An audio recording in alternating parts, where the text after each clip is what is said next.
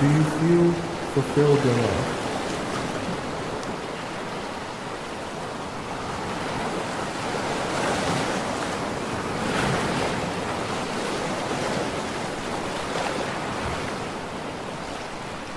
The show will begin in 4 minutes.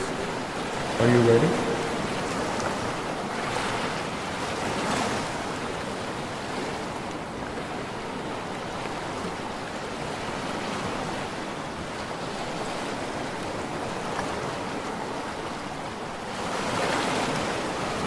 When was the last time you felt betrayed?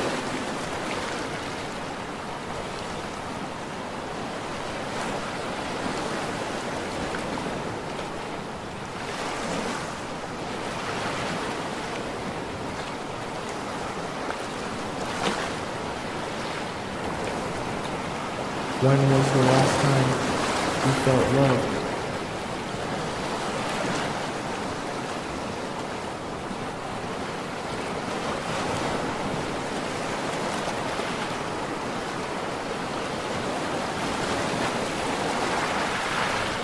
The show will begin in 3 minutes. Are you ready?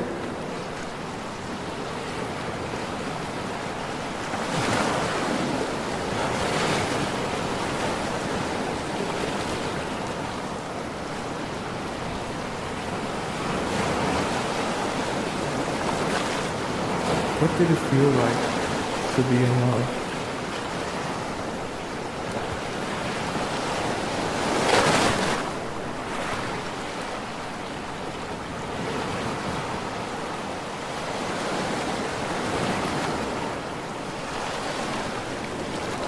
What is the most painful part of being in love?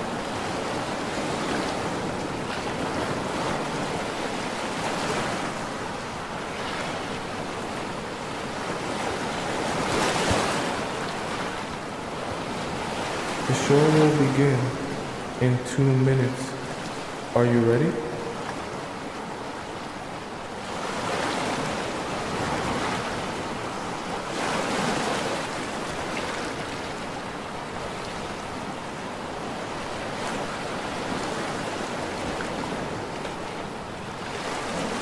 Are you ready to be transformed?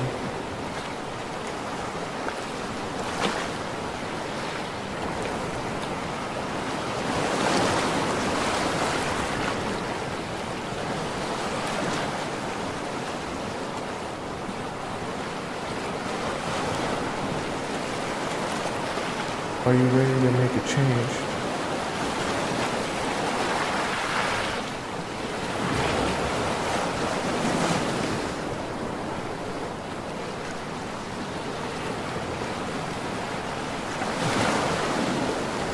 The show will begin in 1 minute. I hope you're ready.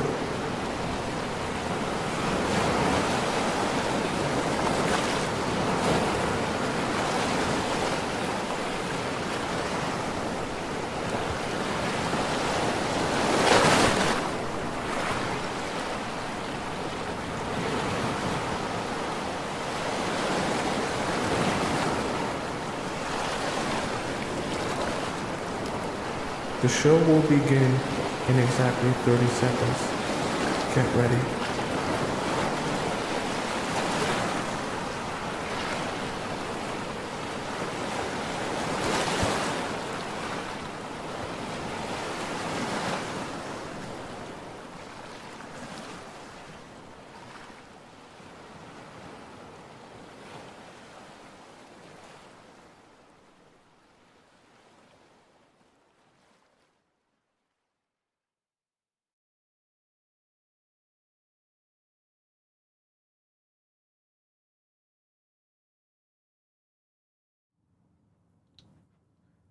What if I told you your relationship with a man can easily be ruined by oversharing? What if I also told you it doesn't have to ruin everything if you just understand what not to do? Which is exactly why on today's show we'll be discussing how to avoid oversharing so that men fall in love with you. That way you can become an expert on receiving the right information without giving too much in return. Welcome to the Players Club. If you're paying attention to me and everyone else in the live stream, please say here present so that I know you're here present and actively participating. Welcome all you beautiful people. So good to see you here and so good to have you a part of the show. How are you doing? Okay, who we got up in the chat here? We got Gold Plants, one of our biggest donator. We got a set here. Lenalik here, Zyra here, Mummy here, Anna here, Teresa is here, Aline is here, Gabriella is here, Afra is here. Welcome all you beautiful people in the TikTok chat. And of course, we got our three moderators, SH, Sharice, and Scotty here in the TikTok chat holding it down. Who we got over in the YouTube chat? I see we got Mary Kim here, Maria is here, Flower is here, Great Fortune Cookie, one of our amazing channel members is here, Tracy Niles, one of our loyal channel members is here, Henya, one of our channel members is here. Welcome all you beautiful, beautiful people. Is Ivy here? I want to scroll up, make sure I shout out Ivy. Ivy is here, okay, I had to scroll up. Regina is here, Jazz is here. Welcome all of you beautiful souls, so good to see you. And of course, we have, is Missy America here? Where did Missy America go? Missy America might be late, okay? Missy America might show up a little late today, all right? Welcome all you beautiful people. Good to see you here, good to have you here.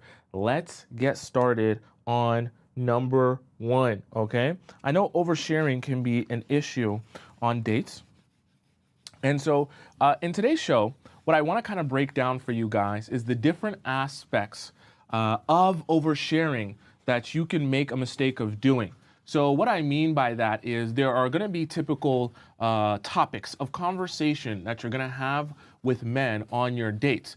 And these are usually going to be the most common places where you can begin oversharing and things can kind of run amok, right? You can kind of lose control here if you overshare a little bit too much. So let's start off with our number one point, okay?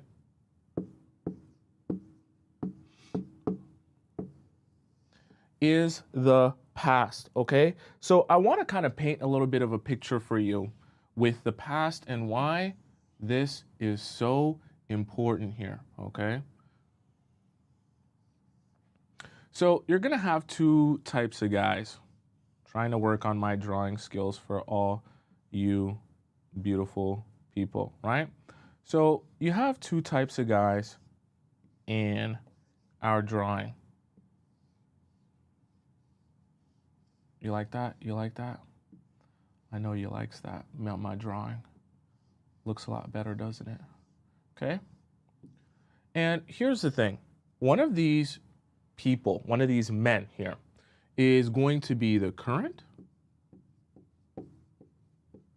And then the other one is going to be the ex. Now, what I want to kind of describe to you, they're faceless men.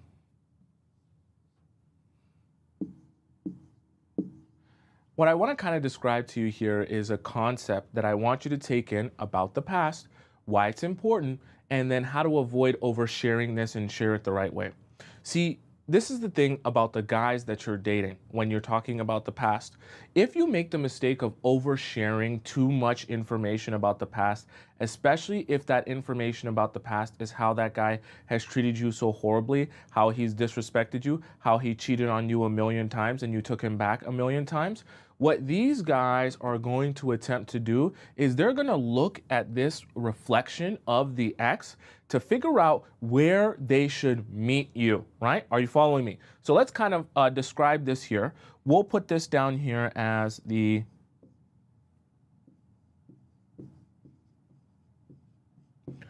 we'll call this the threshold. So this bar here, let's imagine the bar that your ex set of the threshold under which a man will have access to you is right here, okay? So your ex met you right here.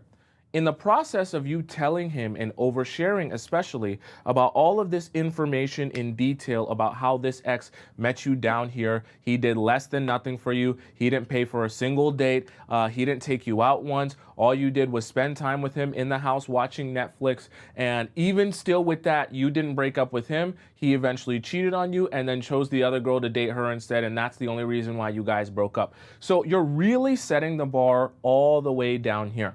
and you're oversharing to the point where you're giving him details about how you got disrespected and allowed that disrespect to go on. So the guys that you're meeting, the current guys that you're in relationships with or you're dating, they're figuring out that, hey, if this is the threshold that's already been set for her and the guys that will get access to her, why would I meet her over and up over here to be the new guy? We'll just put new here. Why would I be up here, meet her up here, when the last guy that had access to her literally was right here on this threshold bar and he still got access to her? So he'll be saying to himself, I'm not going to be up here. He's going to say to himself, if I am better looking, I've got more money than her ex, I'm taller than her ex, I'm 6'4", he's not even 6 foot, right? I have a larger schlong than her ex. You know, guys always think they got the biggest schlong, right? I got a larger schlong than her ex. I'm just an overall better specimen, more enticing and attractive human being than her ex. So they think to themselves, if that bozo of a man that disrespected you and treated you horribly and didn't take you out on a single date can be right here and still get access to you, and I'm so much better than that bozo of a man, well, then by golly me, I'm gonna meet you right here. So his idea of getting access to you is not going above and beyond this. His idea of getting access to you is going right below the threshold that has already been set by you, that you've made very clear to him in details that you've overshared about your past. So let's kind of figure out, how are we going to avoid this? How are we going to put you in a position where you're not oversharing with men and making a mistake of telling them intimate details about how a guy mistreated you and disrespected you, but not lying, okay, right? Because we're going to kind of tote a line here. We're not going to overshare, but we also don't want to blatantly lie to men about your life and your past, okay? That's never a good concept that I'm going to teach you. Now, let's kind of understand this here. So let's say your ex mistreated you and he did cheat on you, all right? Let's even say, for the sake of example, he cheated on you multiple times. What I want you to do, instead of getting into the habit of oversharing and telling him all the ways that he cheated on you, what I want you to start doing is reframing your past. Now, you're not going to lie about anything, but what I want you to do is make sure that you paint a picture, because all of your stories, especially the stories about your past, you're painting a picture. You're painting a picture of what this last guy in your life was like. So unfortunately, if you paint a picture that looks very bad of him and what he did to you while still allowing him to get access to you, it's not going to bode well for the picture he's going to paint of himself or create of himself in his relationship with you.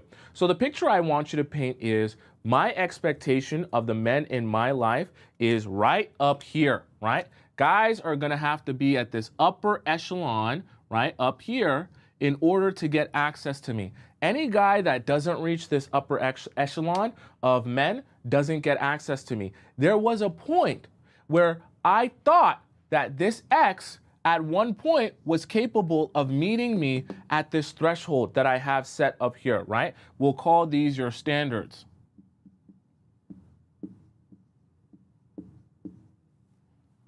Right?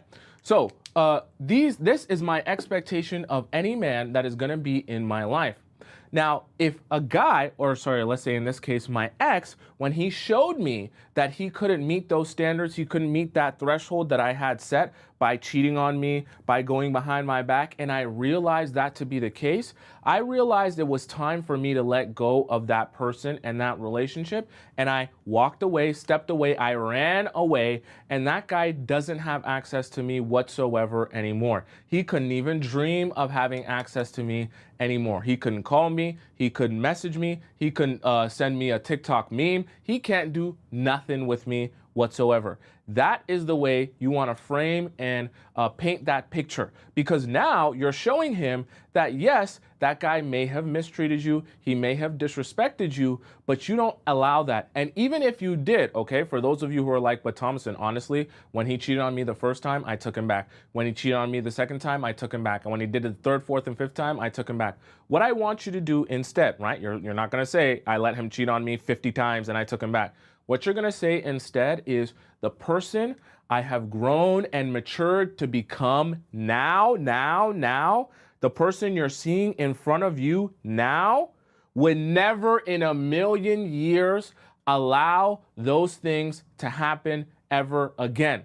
And if I were to sniff it out, that it was even happening 1% of what I experienced, I would be gone in a heartbeat.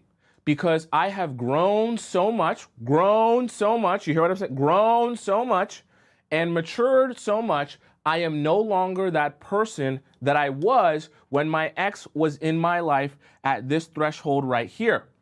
You're painting a very clear picture now. What you're telling him is, while some crazy things my ex might have gotten away with some crazy things in the past, that is not the same person I am now in the present.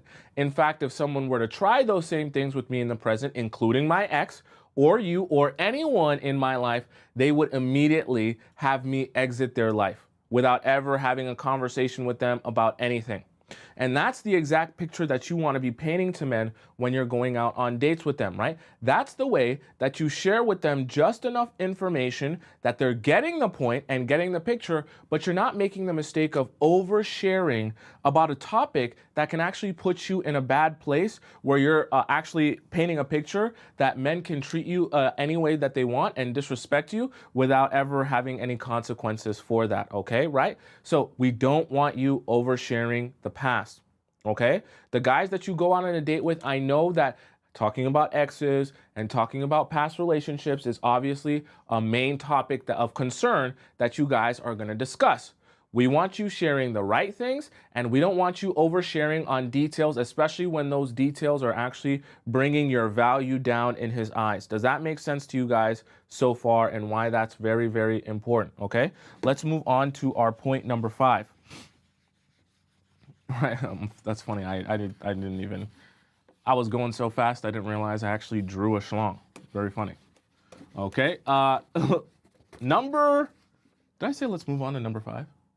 Let's move on to number 2, right? Yeah. Let's move on to number 2.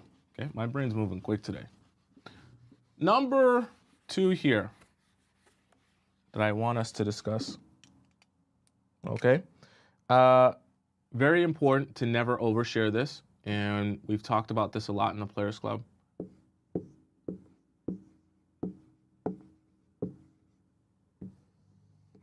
Okay, please, I beg you, I beg you, please.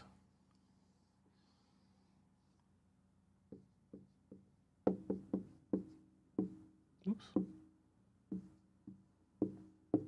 So let's imagine here in this analogy, in this visual. Let me make this even bigger because I want to make this real large for you guys. No diddy. Let's imagine here there's a control panel, right? And like the type of control panel you might have on a ship or something like that, or for a video game. I don't know. I don't play video games.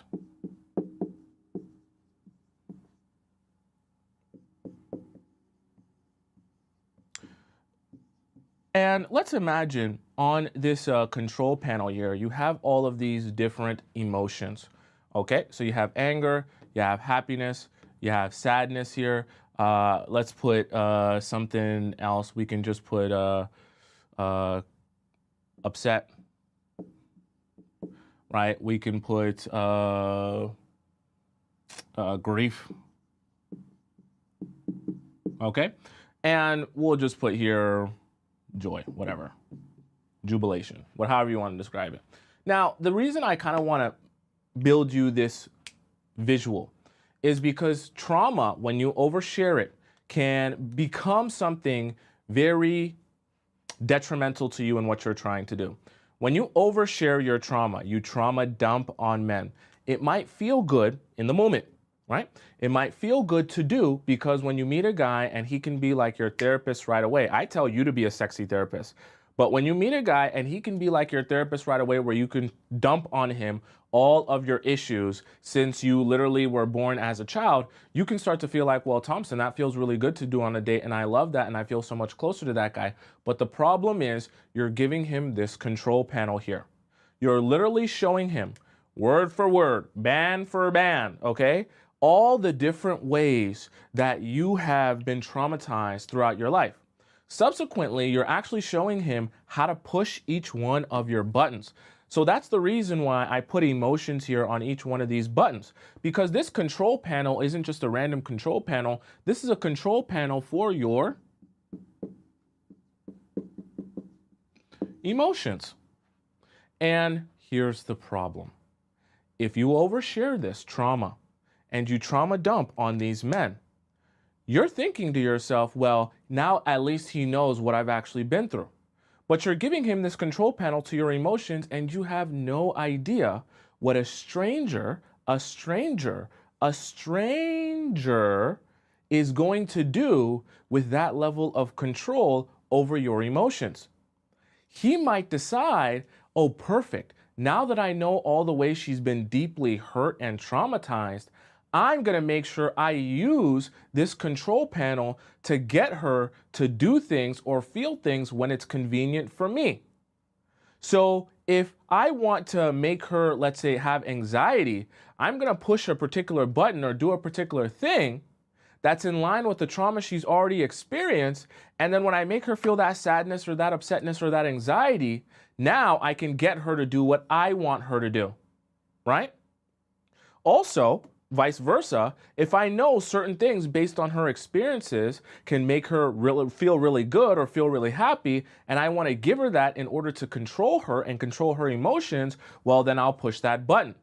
So now you're kind of giving him the play-by-play on exactly how to push each individual button when it's most convenient for him to push that button. You're giving him, so imagine I'm here with you and I'm teaching you and I'm telling you everything that goes on in relationships and about emotions. And I'm telling you, I'm teaching you and I'm giving you examples and giving you stories. You're literally sitting on this date and you're doing the same thing with that man. You're giving him the stories, the direct examples, you're giving him the play-by-play, you're telling him how you felt, you're breaking down your feelings, you're breaking down your thoughts, you're breaking down what ended up happening and transpiring throughout the whole thing. You're going through the entire thing, you're teaching him a lesson on your control panel and your emotions. And then you wonder why some of these guys, right, who you don't know, who are strangers that you're on a date with, some of them take that information and then they play you with it. Or they take that information and they utilize it against you, right? To either hurt you or to put you in a compromising situation, right? Because you have no idea who that guy is, you don't know what his motives are, and you don't know if he's even here for the right reasons and if he actually wants to build the same thing that you're looking to build. So it's very important that you understand you can't overshare the trauma. Never. I don't care how cool you think he is on the first date. I don't care how much fun you're having on the first date. I don't care how much you're laughing and you're vibing. You know the Gen Z, the kids love vibes, right? The kids love to vibe. I don't care how much you're vibing. You never overshare trauma. In fact, I would love for you to undershare trauma as much as possible. Now, here's where we have to have a discussion, because obviously, today's about avoiding oversharing, but then how do you actually avoid talking about things that traumatize you if that's the topic of conversation, right? So for example, let's say you are in a situation where both of your parents divorced while you were a teenager, and that was a really traumatic time for you. And he asked you a question like, oh, what about your family, right? Where's your family live? Or how did you grow up? What was your childhood like, right? And you're thinking to yourself, well, Tomisin, how do I not share the traumatic situation, which is my parents' divorce, when my parents are divorced? I can't just not say that. Am I supposed to say I don't want to talk about my family? No. So this is what you do. Anytime you stumble across the conversation of a really traumatic situation, what I want you to do is give someone what has transpired without going into too much detail about how this happened and how that happened and how that happened. And if they ask you for more detail, you can feel free to tell them that, hey, this is a conversation I definitely want to have, but I want us to get to know each other more before I go into topics that deep, okay? And you have to get comfortable understanding that some things aren't for the first, second, and third date, okay? I know sometimes you can vibe with someone and feel like it's a good vibe and it's open to share and things like that, but at some point, especially if they keep digging, You have to say, look, we can definitely talk about this. I have no problem talking about it, but I want us to kind of, deepen our relationship before, we get into subjects that deep and heavy. Anyone who is prepared to build with you and get to know you will have no problem working towards some of those topics. Not everything has to be I tell you on the first time type of thing. And an emotionally intelligent and mature man will be okay with that, okay? That's if he keeps pushing. But if you're sharing a situation and you don't want it to become so somber and make yourself seem like you're not open to talking about things. For example, let's say you're talking about the fact that your parents are divorced and separated and he's asking you about your family. You say, oh, well, so in this situation, yeah, I grew up as a child. I lived in, let's say, Staten Island, New York for a bit as a child. And then at some point, me and my family, we moved to Minnesota. And when we moved to Minnesota, when I was young, my parents separated, and my dad now, he lives in Miami, and my mom's still in Minnesota. But, I love them both dearly, okay? Or whatever the case may be. You get to the facts, right? You don't have to go into the detail of, so when I was a child, and my parents divorced, it was such a tragic time for me. And there was so much trauma that my father, he put on me. I can't believe how much trauma he put on me. And when he went down to Miami, he had a different girlfriend and he came back one day and no. I'm not saying that you shouldn't share your truth and your story and things like that, and your story is not important. Your story is important. But let's save your story, your emotional and tragic and traumatic story, for people who care about you, love you, that you can verify they care about you and love you. When you're on a date with a stranger, you have not yet verified that that person truthfully cares about you and loves you. In which case, we want to withhold some information from that person and give it to them when you can ensure that they're actually going to do with that information nothing malicious. Are you following me? So very important that you understand in the process of sharing trauma, even if the trauma just consists of your regular everyday life, like your family or your brothers or your sisters, and you're on that topic, you share as little as necessary to answer direct questions. So if he asks you, where do your parents live? Oh, my mom lives in Minnesota. My dad lives in Miami. Cool. You answer the question. You don't get into the habit of thinking to yourself, well, I owe you a whole explanation of everything that has transpired in my life in order for you to really see me for me. Okay, just don't worry about that. We want to worry about you gathering information and receiving information. And we also don't want to send you down this snowball effect of once you start sharing one thing, then you share the next thing, then you share the next thing and the next thing. And then all of a sudden you're telling your entire life story and everything horrible that's happened to you. I will give you guys an example of this, and this just doesn't work. I'll tell you why this doesn't work. I was actually at the nail salon getting a pedicure, okay? Getting my feet done, no color on my toes, okay?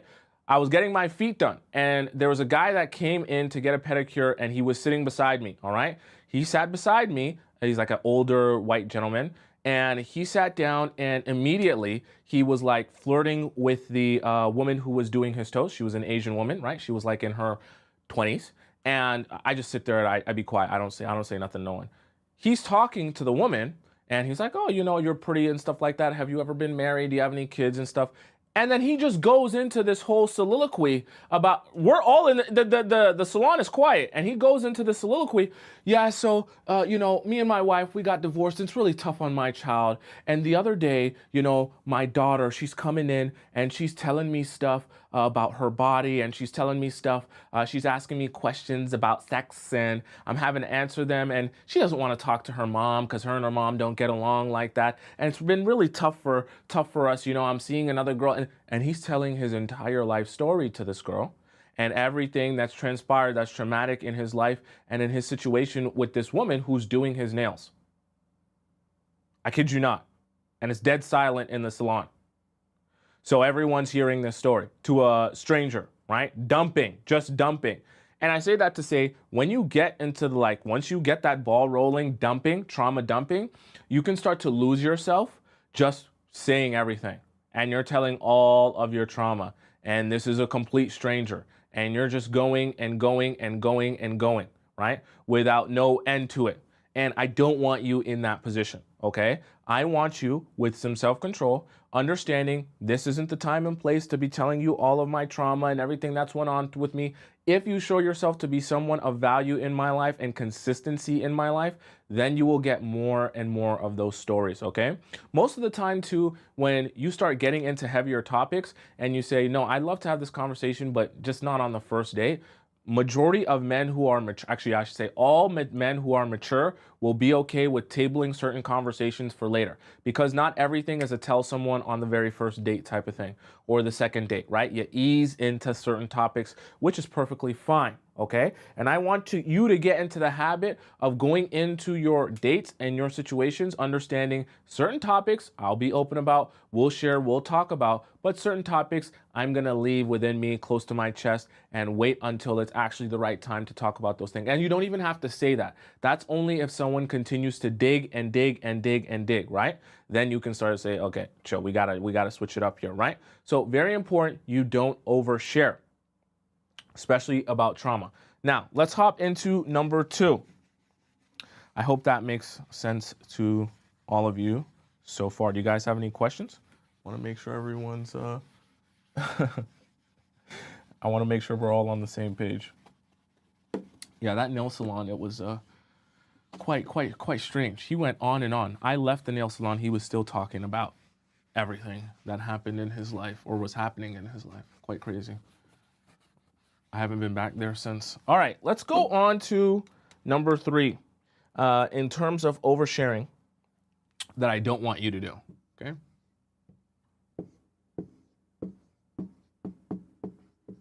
Please. Please. I beg you. I'm going to do something that's going to be kind of funny. Some of you guys are going to get a kick out of this, okay? You guys know the game Hangman, right? We don't have to actually play the whole game of Hangman, but I kind of want to give you guys this visual, okay?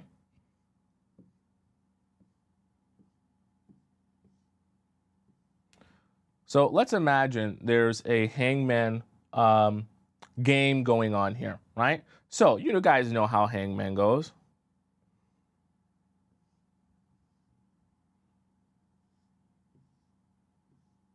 Okay?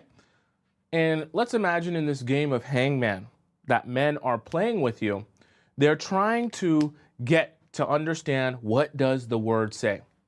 So they're saying to themselves, okay, I'm going to guess these different words, right? And I want to understand, what it is that you're trying to communicate to me. So they'll say, well, let me guess a G here, okay? Right? They're trying to understand you. They want to understand your desires. They want to understand what you want. They want to understand the type of guy that you're looking for, right? What are you looking for is a question that everyone asks. So there's a G in one place, right? They might say there's an N over here, right? Does anyone know what this word is? Okay. You might say there's an H here, okay?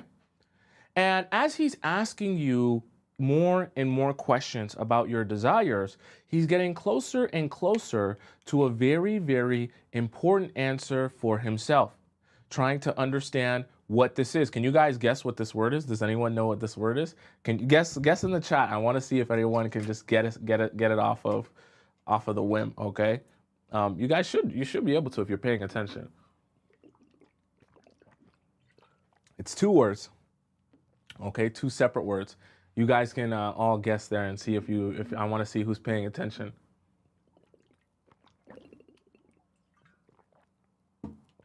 Okay. Some of you guys are some smarty pants.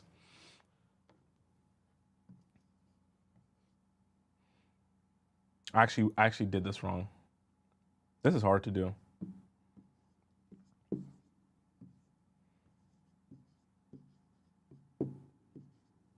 I should have put the N there. You guys are so smart. And I even did it wrong, and you guys still guessed it. Okay, so Prince Charming, right? And the reason for this is because men are trying to understand, what are your desires? What do you want? What does it look like? What does it sound like? How does he walk? How does he talk? How does he give gifts to you? How does he take you out on dates? How does he treat you? And once they get that understanding of exactly what your desires are, then they know exactly how to put this suit on for you that makes you feel like he's exactly what you're looking for.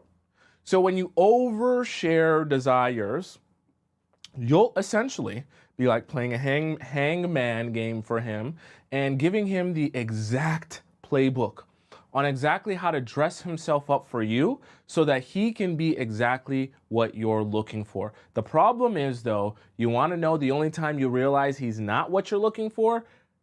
After you sleep with him. Then when you sleep with him, you realize, oh, you're actually exactly not what I'm looking for. And all of the qualities I thought you had, you don't have, okay?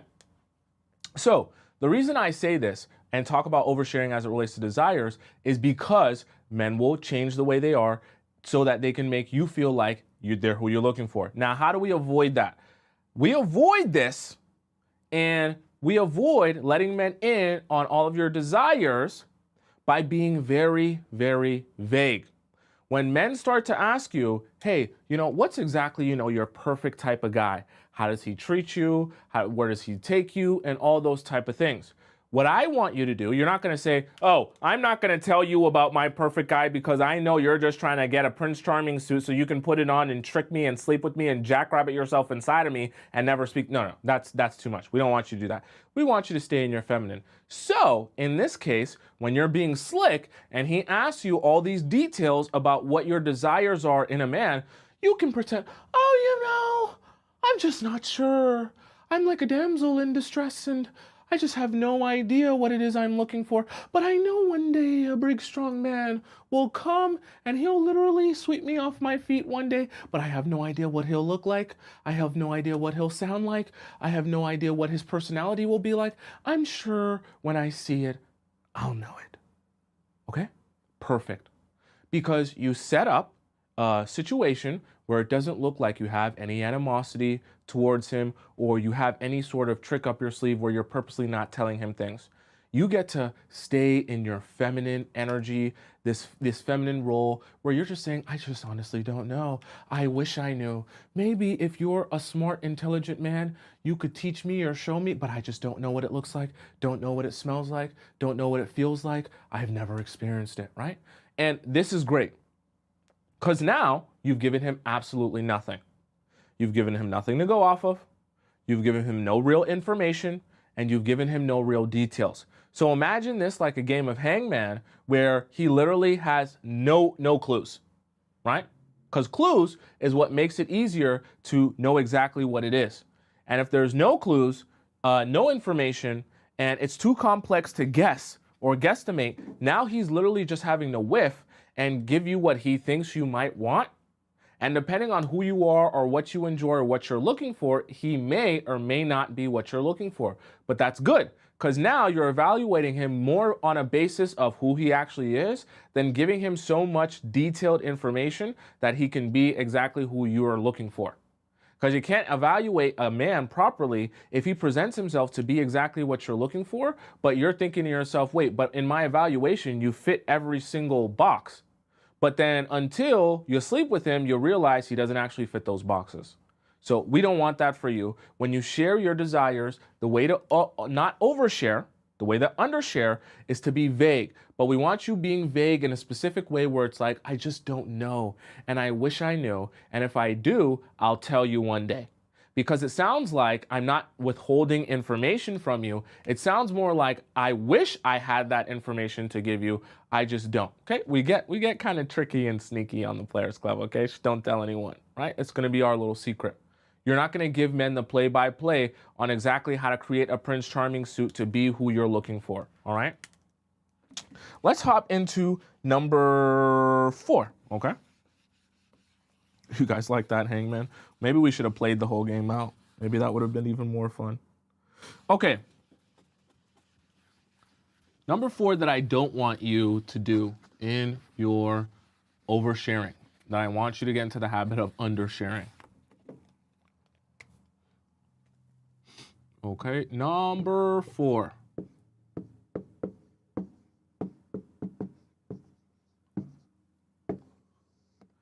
Please, please, please do not overshare your feelings, okay? Don't overshare your feelings. I'm gonna put two boxes here. In this first box, we're gonna think of these like a level up bar, okay? First level up bar, we're gonna have like here. Second level up bar, we're gonna have effort here.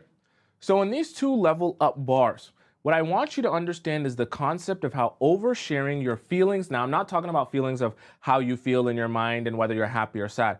I'm talking about your oversharing your feelings on how you feel about this guy.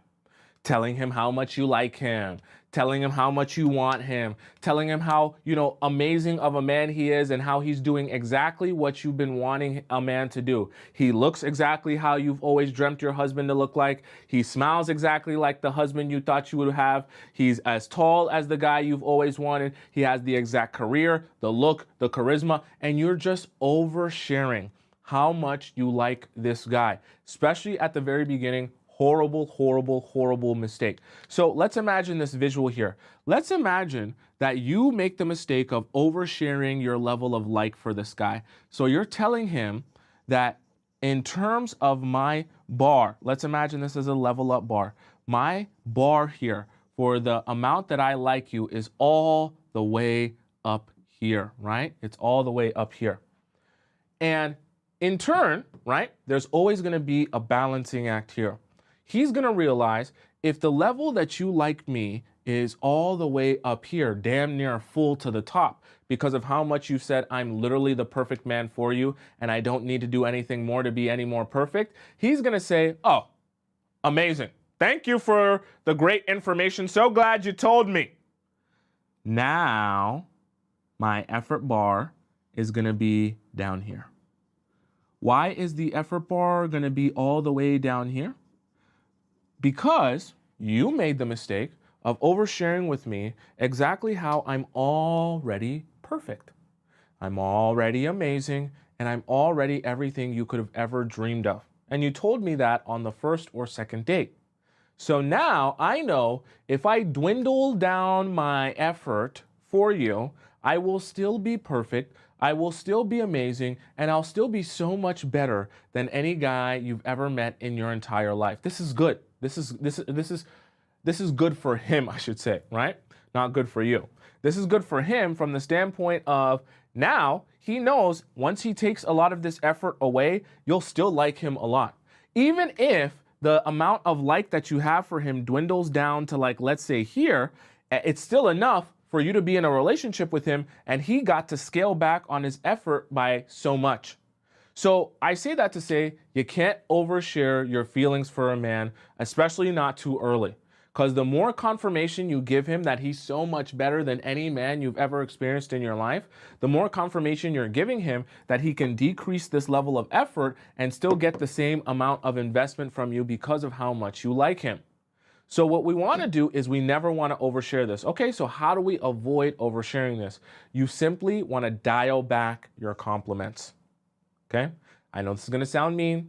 I know this is going to sound horrible. You're going to dial those compliments back a lot.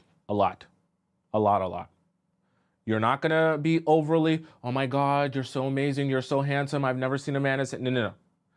None of that. If you give him a compliment, it will solely be based on an action you've seen him do because you want that treatment to continue and you want to encourage that treatment towards you. The only time you're going to compliment him, okay, is when he actually takes action in treating you a particular way. Then you acknowledge it because you want to give positive reinforcement that he continues to treat you like that. Aside from that, you don't need to go overboard with the compliments.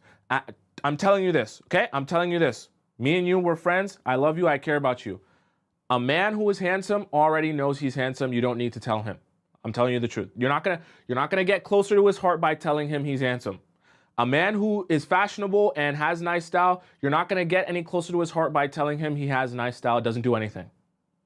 What I want you to get good at when you are communicating how you feel, or if you do want to compliment him, compliment an action that he took towards you, how that made you feel, and how that it was so good, however you want to describe it. Why? Because that's the time where you want to give him positive reinforcement that you taking this action for me actually makes me give you a compliment or show you appreciation.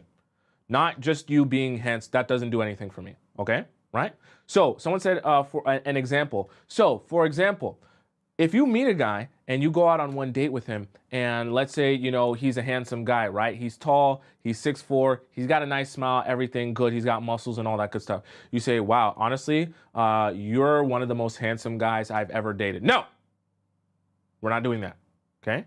Now, vice versa, let's say you go on 3 dates with that guy, and on the third day, he brings you, he stops at your door, and before you open the door, he's got like a whole bunch of roses that he bought for you for this date, okay? Let's just say for the sake of example.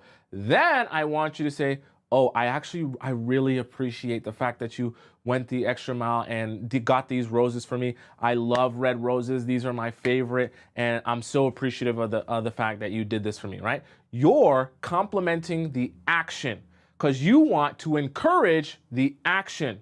You don't compliment the fact that he looks good. It doesn't do anything, okay?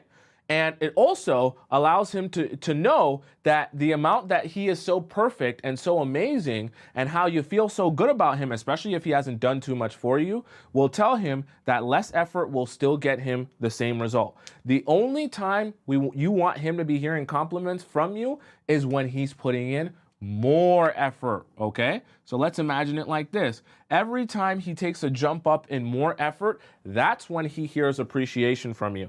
That's when he hears compliments from you. And the compliments you're giving him are not you're so handsome, your jacket's so nice, you're so tall, whatever.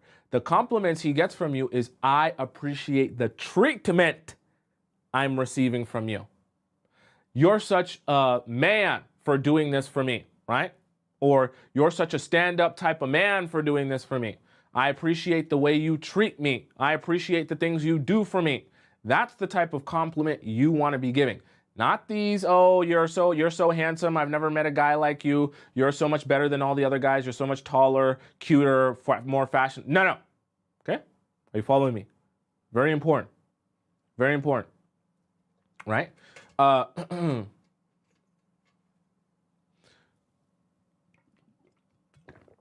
Someone says, I get it. It's kind of like dealing with my kids. It is kind of like that.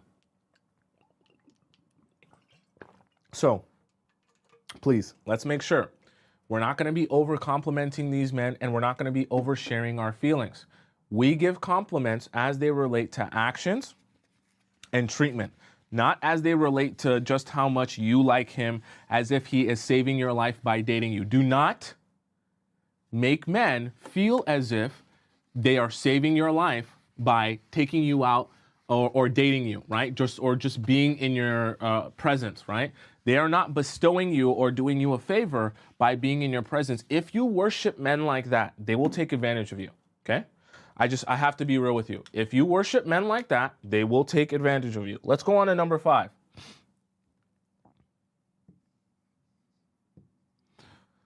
So, number 5.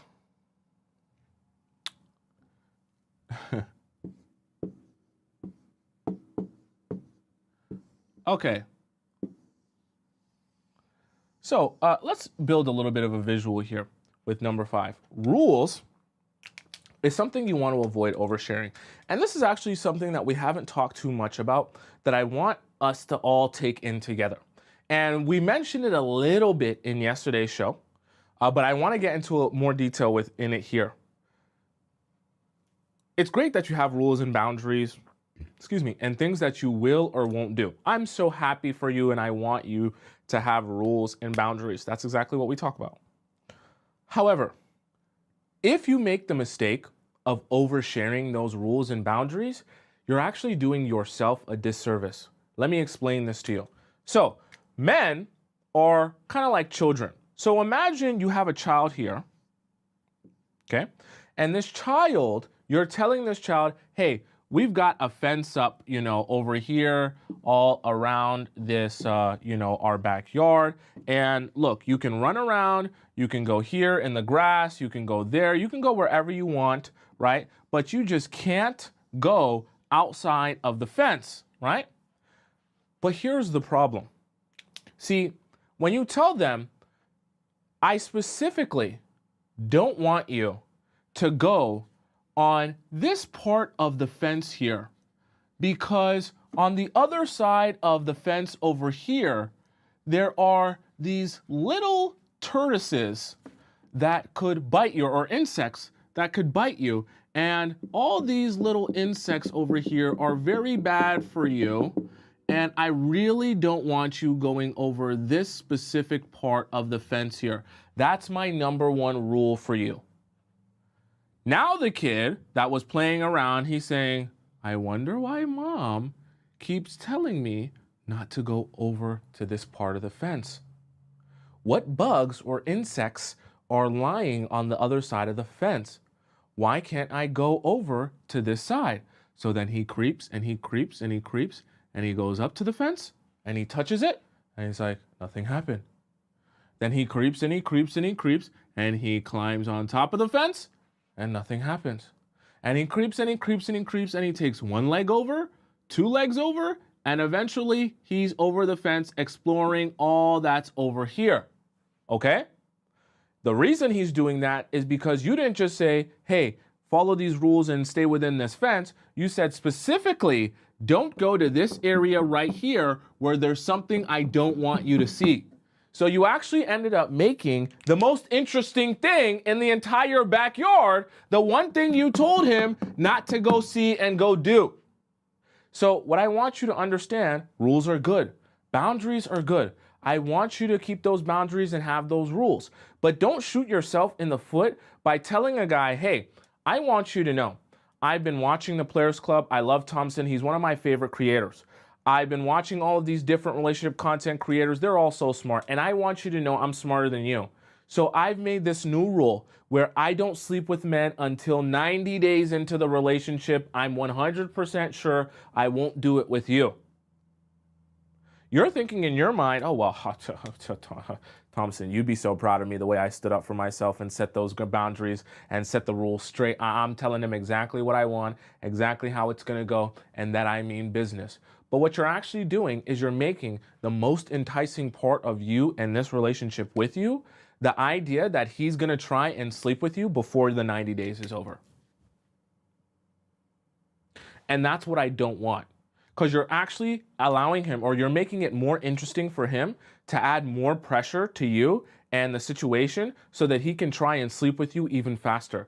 Specifically because you told him you have this arbitrary rule that you don't sleep with men before 90 days. So now, instead of him just exploring this relationship with you or doing what he was already going to do, you've now given this extra incentive that, hey, if you really want to see how different you are, how charming you are, how funny and amazing you are, that you can get a girl to laugh herself out of her panties, that you can be so, charming that, even when a girl tells you no, she'll change it to a yes, then you should apply as much pressure as possible to her and then see if you can get Mrs. 90 days to turn it into 7 days, or turn it into 3 days, or turn it into one night.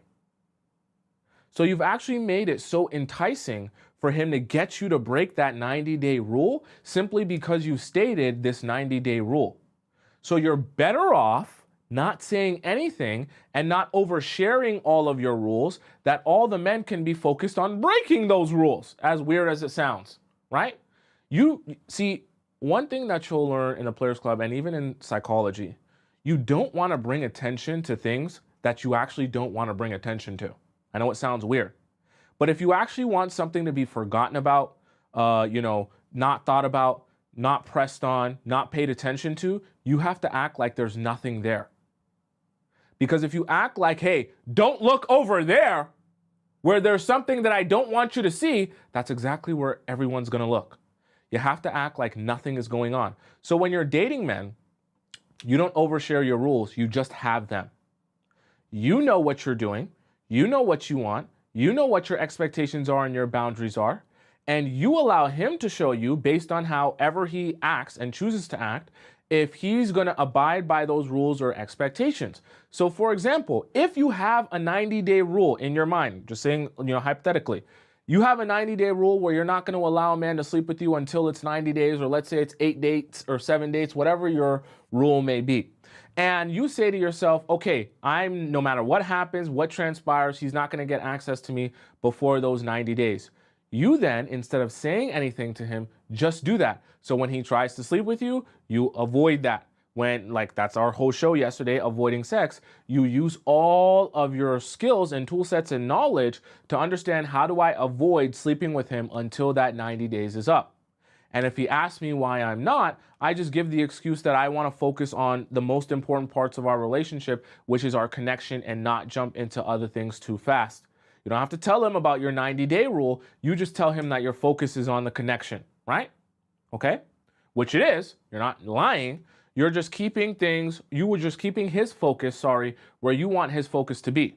Not on the 90-day rule that you have. You want his focus to be on the connection that you have. And anytime you turn him down, you don't need to tell him that it's because of your 90-day rule. You just let it be your rule, and you see for yourself how it plays out. Okay?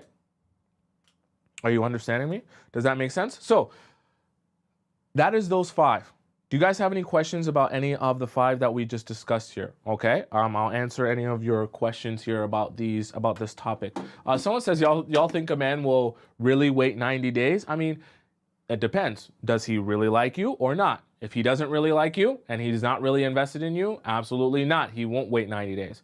And I don't even want you guys thinking in terms of, I'm going to make him wait 90 days, 3 weeks, 4 dates, 5 dates, because then your focus is on the time, instead of the quality of the relationship and the depth of the connection, which is actually what will determine to you if you know someone well, if you have a real connection with them, and if you're both moving in the same direction.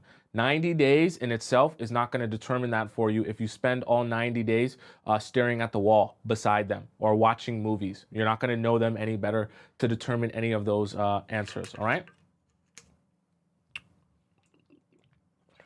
Someone says, according to this theory, he should want commitment if you say the opposite. Hypothetically, if you say I don't want commitment, then he should want it. It's not really how it works, but so it doesn't work with everything.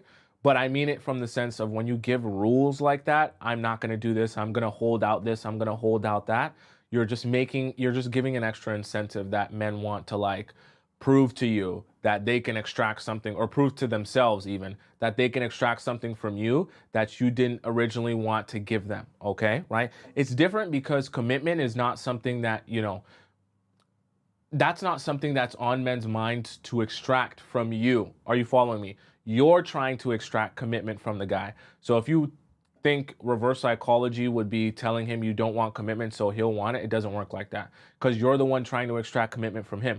But if you tell him that what he's trying to extract he can't get unless it's after 90 days, then now you're giving him a challenge, because that's exactly what a lot of guys are looking to extract, or the most valuable thing for them in their mind, a lot of them, is to extract from you. So that's why that works like that.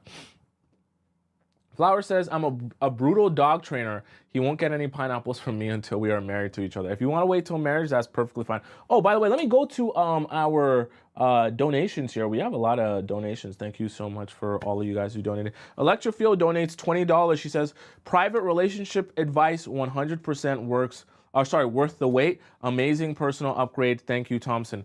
Electric Field, thank you. I appreciate you. Electric Field's referring to my private relationship advice that I give you guys, which I'll remind you guys of. If you have a personal question for me that you want me to answer about your situationship or your relationship, go to the link in my bio on TikTok or the link in my description. You can ask me a personal and a private relationship advice. No one else will see it. It goes to me. You can type out as much as you want to type out, and I answer your submissions to me via voice message, and I send it back to your email, okay? So any of you that any of you that have a question for me that I might not get to answer here, or it just has a lot of detail in it, there's a place for you to submit that. Once again, TikTok link in my bio, click where it says private relationship advice, or the link in my description, click where it says private relationship advice, and you can ask me a question there. Nicole also donates $5. She says, what if he compliments us all the time? I feel strange if I don't compliment someone back who compliments me. That's why I'm in class. Oh, okay, so this is perfect.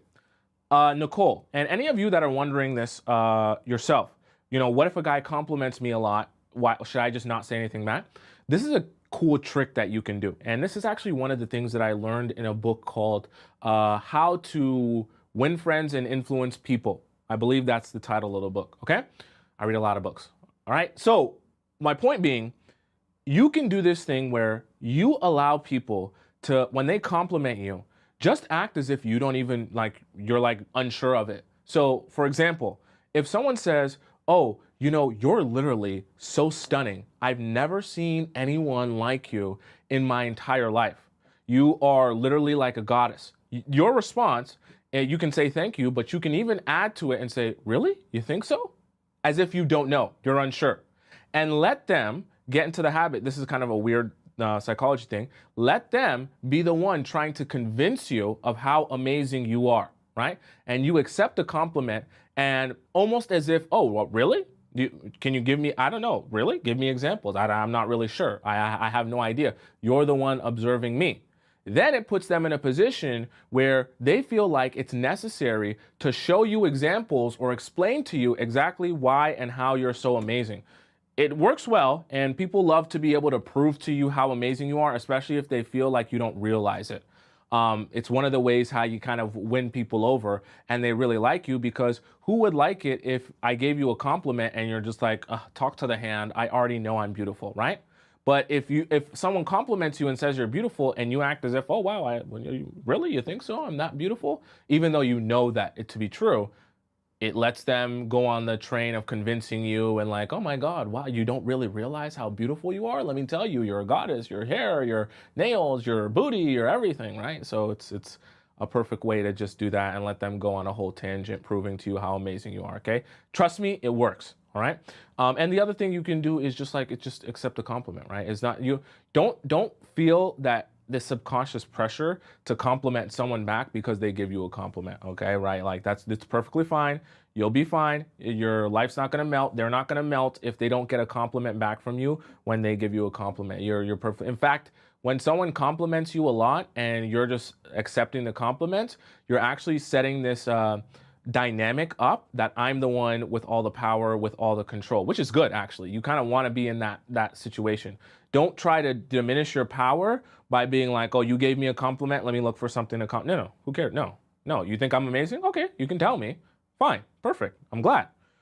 Now, if I want something or I expect something, you're gonna have to meet me there if you want all this amazingness and awesomeness, right?" Uh, Great Fortune Cookie donates, what is that? 50 DKK. I don't know what currency that is, but thank you a lot. Great Fortune Cookie says, "What if he can't commit until he gets a taste of the cookie? If that is his mantra, if that is his outlook, I can't commit to you until I sleep with you, then your answer should be, okay, then go find someone you can sleep with before you commit to them." You can't you can't allow guys to trigger your anxiety by trying to get you to be like, "Well, if you want something from me, you're going to have to give me this." No, no, no. If that's what you want and that's what you're looking for, then go find that. It's not, like, me is me. So you take it or you leave it. If you don't like how I operate or go about things, you can find someone else there. I'm not going to lose any sleep. I won't cry. I'll sleep like a baby. My skin will stay perfect. I'll have glass skin still, no pimples, as you walk out the door and go find exactly who you're looking for. And what you'll realize when you do that and you bring that attitude to a relationship, men, a lot of times, some of them will be like, "Oh, sure, whatever. If you don't want it, who cares then?" And some men will be like, "Oh, you're actually, it's not that serious. It's not that serious. I just was thinking, maybe it's, you know what, forget what I said," right? And what some men will realize is that when they try to test you like that, it's almost like calling your bluff. They'll try to see what your response will be. Then when they realize you're unfazed by the idea that, "Hey, if I'm not what you're looking for, it doesn't bother me, and I'll just move on with my life," then they realize that, "Oh, okay, like I can't play those type of games. I'm not going to be able to threaten her with walking away, and she's going to be like flabbergasted and so worried that she'll change everything about herself." Okay. We're going to have another, I won't spoil the show, but we're going to have another show.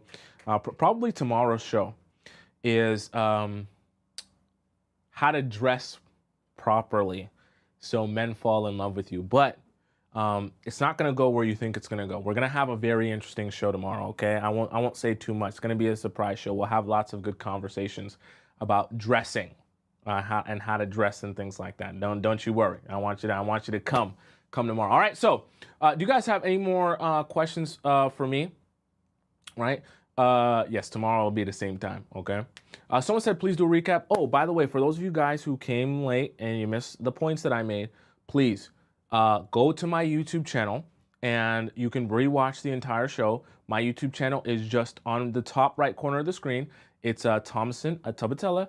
And then you go there and you can rewatch the entire live stream. So you guys don't have to worry about me summing it up or giving you a gist or whatever it may be. Just go to the YouTube channel, my name, Tomisin Atobatele, and then you can go into the live section, or I'm live right now there as well, and you can rewind it and watch the entire thing, okay? So you can get all the information, all right? Yes, tomorrow's gonna be very interesting.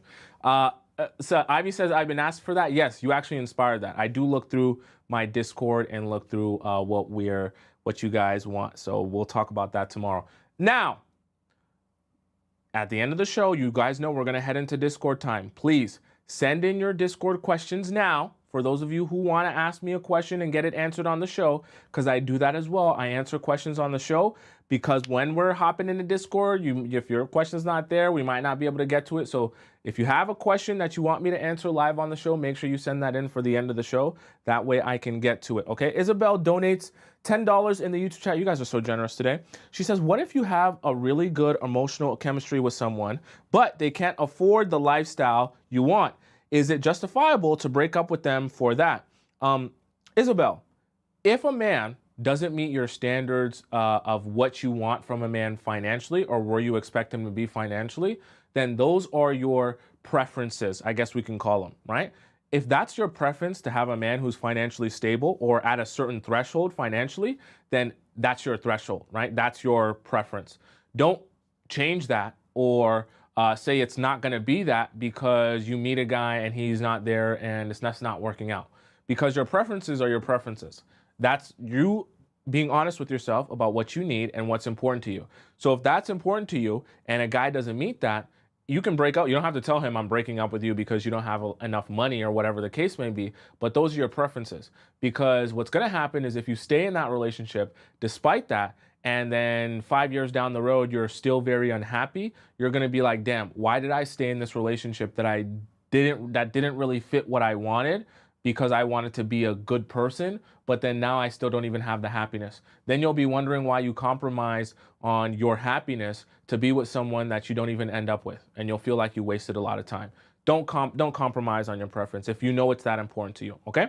Let's hop into our next segment of the day, which is our React segment, where I'll be reacting to TikTok videos that you guys sent me across the universe about relationships and love and life.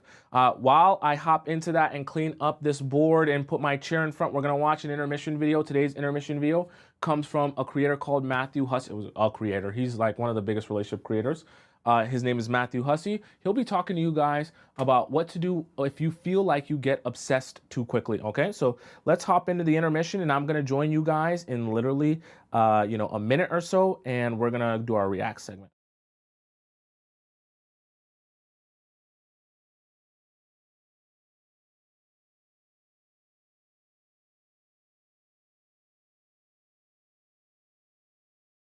Think to yourself, I really could have used this video back then. So let's talk about this idea of obsession in early dating. What are the 5 things that you need to know?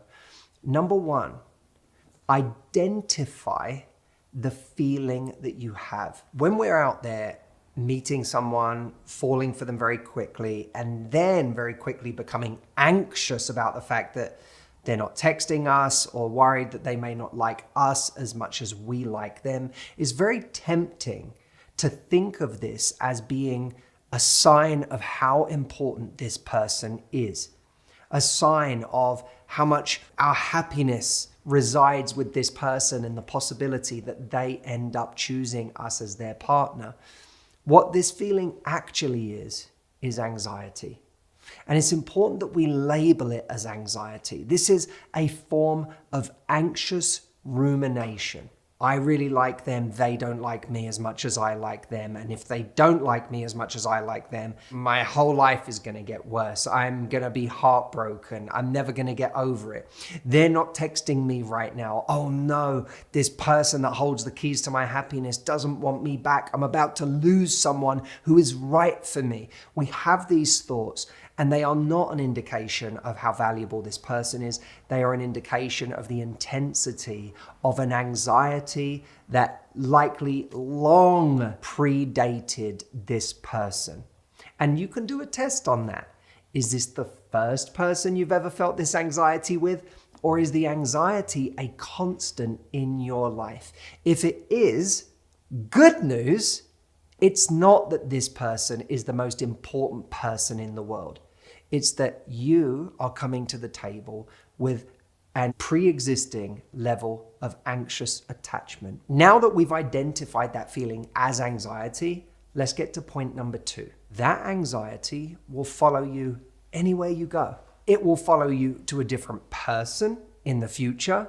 So if you move on from this person and you feel good again afterwards, after, weeks or months of feeling heartbroken that this didn't work out, that anxiety won't have gone away. It will just be dormant, lying in wait for the next person. When the next person comes along, if you decide you like that person, the anxiety reappears. And it's not just true that that anxiety will transfer to the next person. It's also true that that anxiety will follow you into every stage of the relationship with this person if it actually works out. Think about it this way. When we're single, the anxiety is I'm never going to meet anyone. When we meet someone, the anxiety is they don't like me as much as I like them, or they're not texting me right now, and that's bad news. If it turns into an actual relationship, our anxiety is now around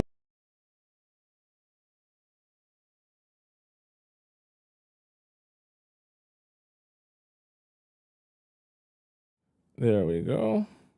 And losing this person. thank you, Mr. Matthew Hussey. And we're going to do this here. And there we go. Okay, let's hop into our first video here. Oh, yeah, by the way, that's Matthew Hussey. He's on YouTube, for those of you guys curious what his name is. Okay, who's our first one that we did from last time? Well, we have a lot to do. Okay, I think this is where we left off. Miss Sure. So, for example, you can still be controlling, but it has to be in a feminine form. So, for example, if your man don't call or text and tell you where he been, and you usually, where you been? Why you didn't text me back? Where you been? Here's the feminine way to deal with that. When he walks in, be like this and crying. Why are you sad? What happened? Why are you crying? You didn't text me back. I thought something happened to you. I thought you were in a car accident. I didn't know what to think. You didn't text me back. And I was just like, does he still love me? Now, every time you text, he's going to imagine you crying. It's going to hurt his heart. Because men don't like to see women cry, especially feminine women. They're going to text you back. Now, if you sit up there, why you didn't text me back? Who you was with? That's what he's going to hear when he don't text you back. So, that is how you control in the feminine way versus the masculine way. Okay, as a man, I would say this could work if you are invested in that woman and you like that woman and you want to make a relationship work with that woman because that's your woman. If I'm thinking about just utilizing you and taking advantage of you and you cry about me not texting you back, it's not going to work. So what she's saying is predicated off the idea that this guy is committed to you and is your boyfriend, right? And is committed to being with you. So he wants to make you happy.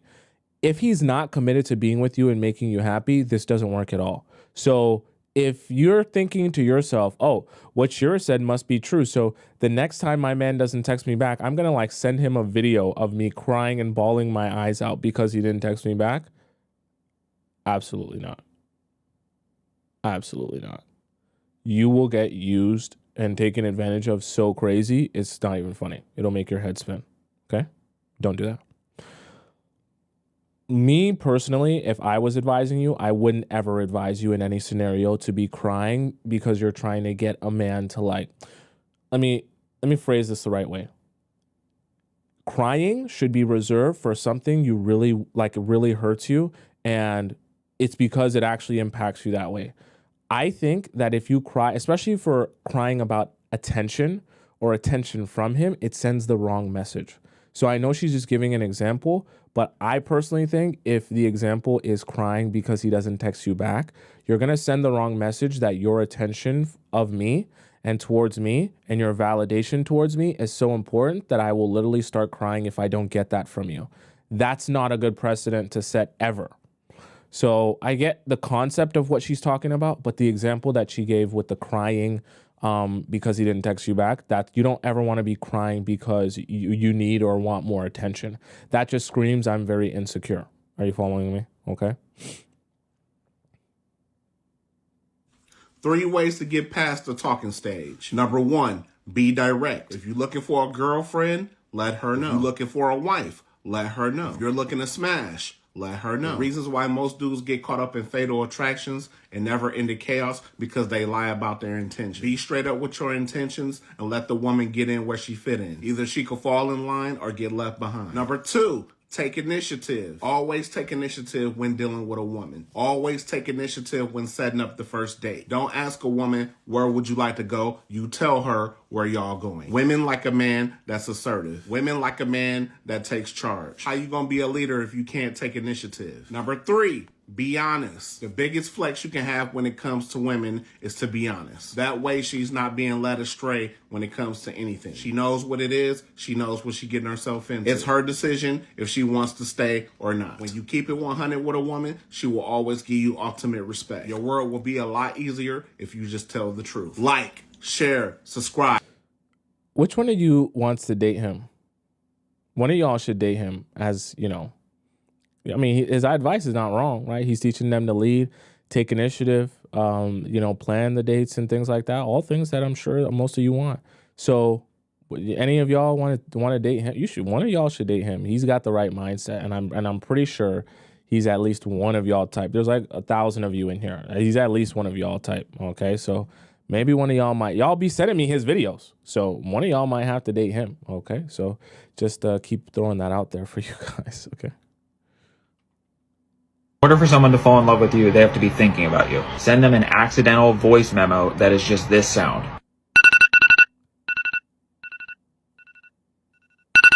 Don't explain it or follow up so that it sticks in their mind as an odd situation. Now, you've successfully turned their morning alarm into an alarm reminding them to think about you. In order for someone to fall in love with you, they have to be thinking about you. Send them an accidental voice memo that is just this sound.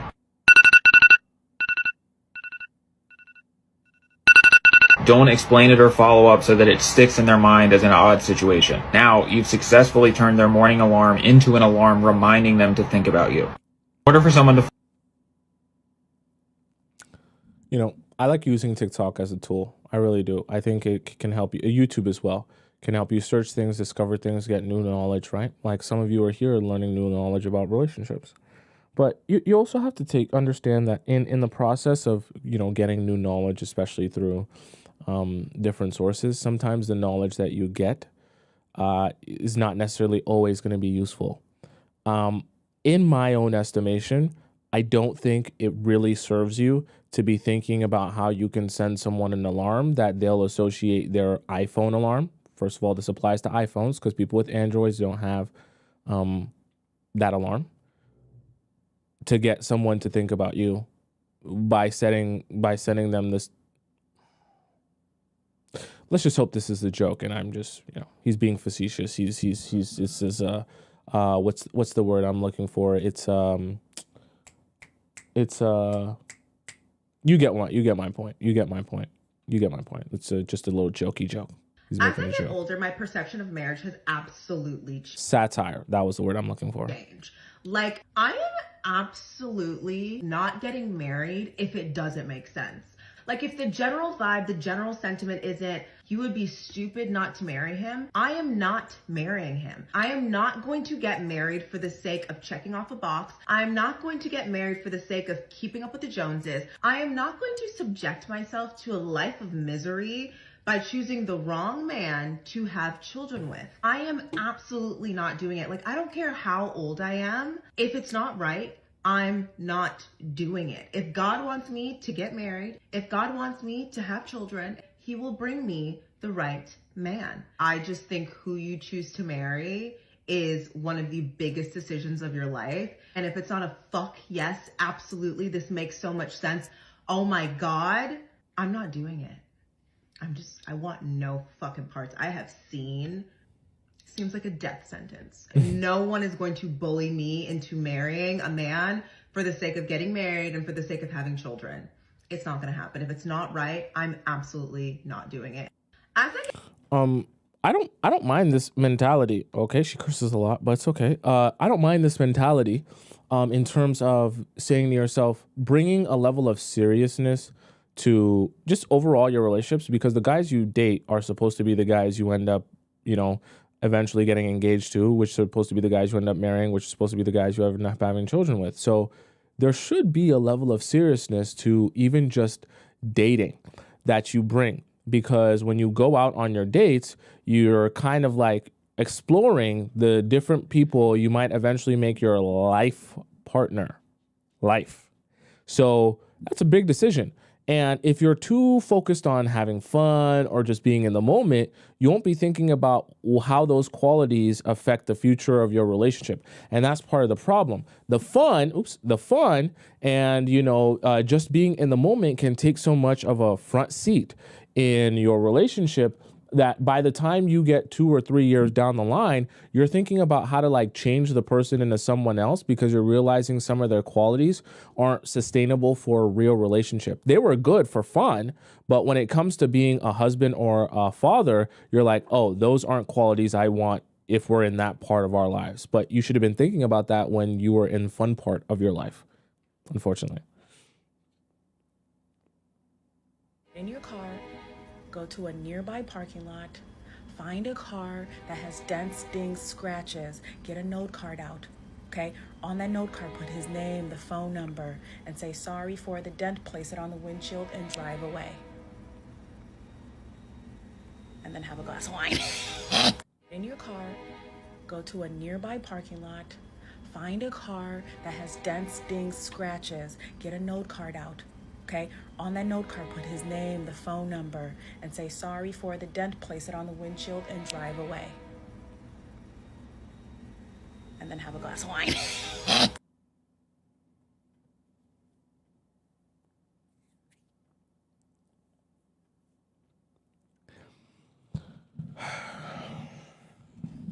Chat. I love you. And I love little jokey jokes. I like to have fun too. But, part of me being like a fatherly presence in your life, or a big brother, however you want to think of it, I have to continuously remind you, don't waste your time and energy in the wrong places. Don't waste it doing things that don't actually serve you.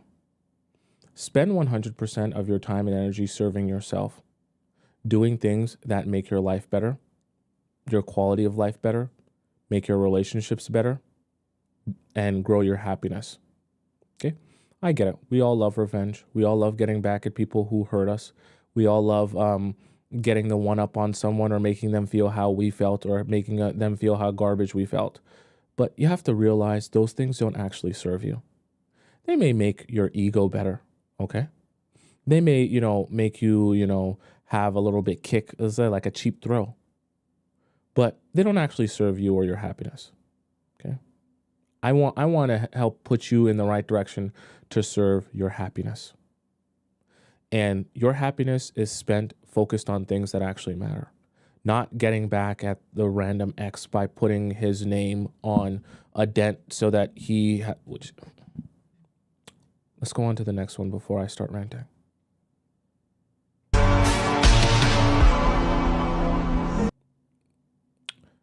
What?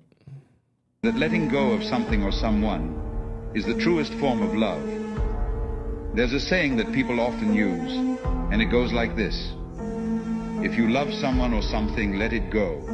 And if it was truly meant to be, they will come back to you. Now, while this saying may sound... What is this? Why is this in black and white like this? What's going on? Let's go on. Let's do it. Let's do a different video. I don't know. What is this? I don't even know what this is. I want to be with Dominique. What? What? Are you kidding me? She's a kid, bro. You're 22. You've been with me. We've been together for this entire time. But we had points where we were on and off. That was because of you. Because you wanted to dump me to go be with some other girl. Every time I didn't do nothing but love you and cherish every moment with you, even the ones we didn't even do nothing but sit and talk. The little things matter. They matter. Just to look at you matters, bro. Just to smell you when I get a chance, bro. Give you a hug. When I hug you, there's nothing else there. I feel like I'm floating. Okay? When you kiss me, I feel like there's nothing that could hurt me. I want to be with Dominique. What?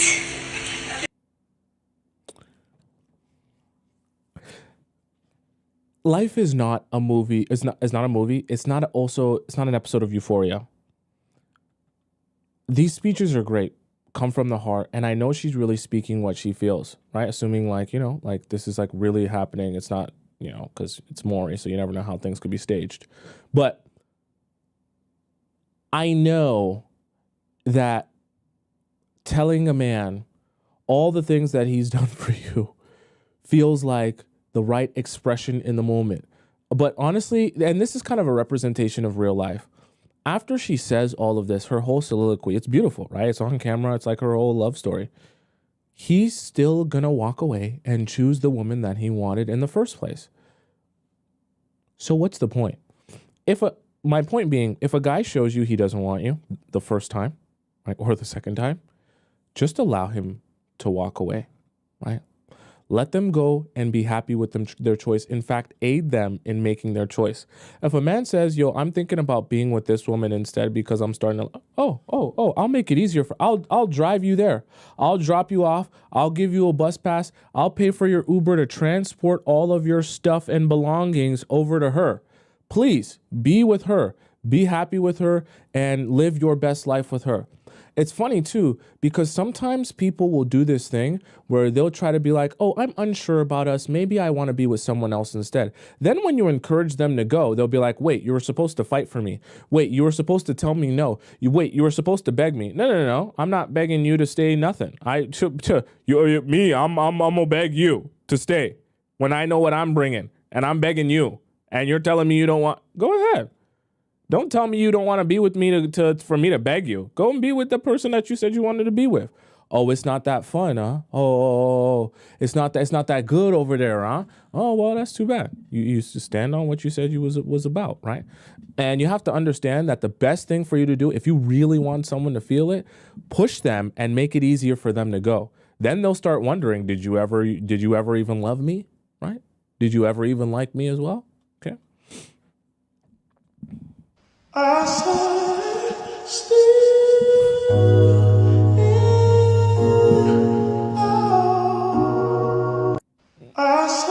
That's funny. The aunt's bringing her a little flower. That's funny. This is a different way to see how genuine somebody actually is. And you do this by looking at what they don't show you. Why is this so quiet? You're going to look if you are arguing.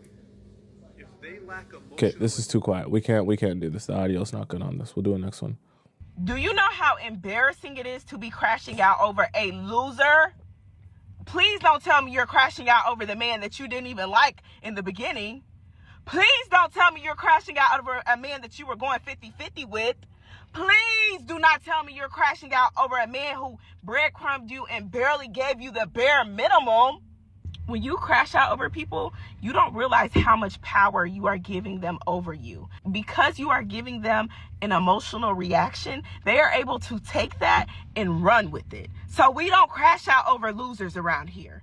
We leave in silence. We remove ourselves. We don't give people a reaction who don't even deserve it. Think to yourself, does that person even really deserve a reaction from me? Do they deserve to hear me cry and plead and beg them to do right by me? No. The disrespect was enough. The betrayal was enough. You don't need anything else to know that you need to walk away and never look back at that person. Stop crashing out. Stop giving these losers a reaction. They feed off of it. Think of them like energy vampires. When you crash out, it boosts their ego. So when you don't crash out over them, they're like,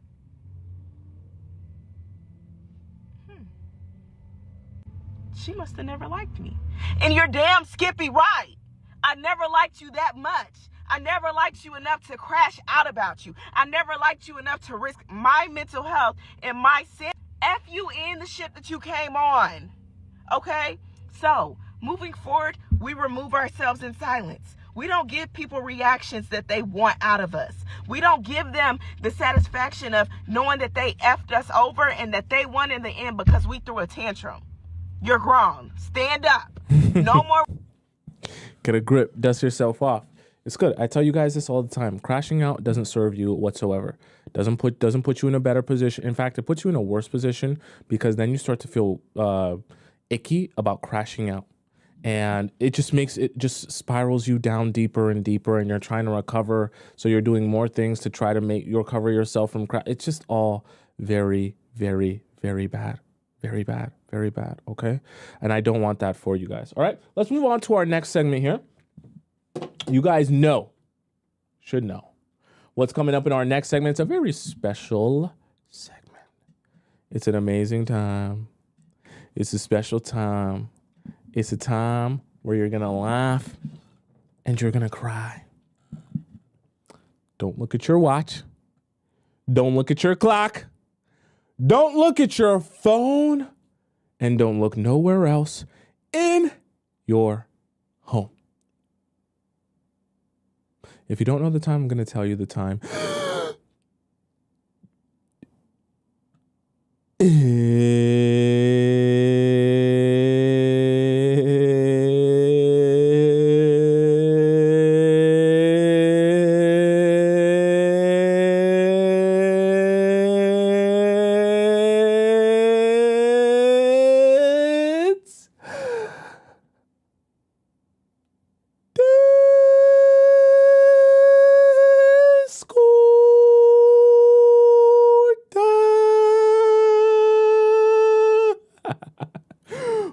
Chat. Let's hop into our Discord time. For those of you guys who are unaware what Discord time is, I'll explain this to you real quick.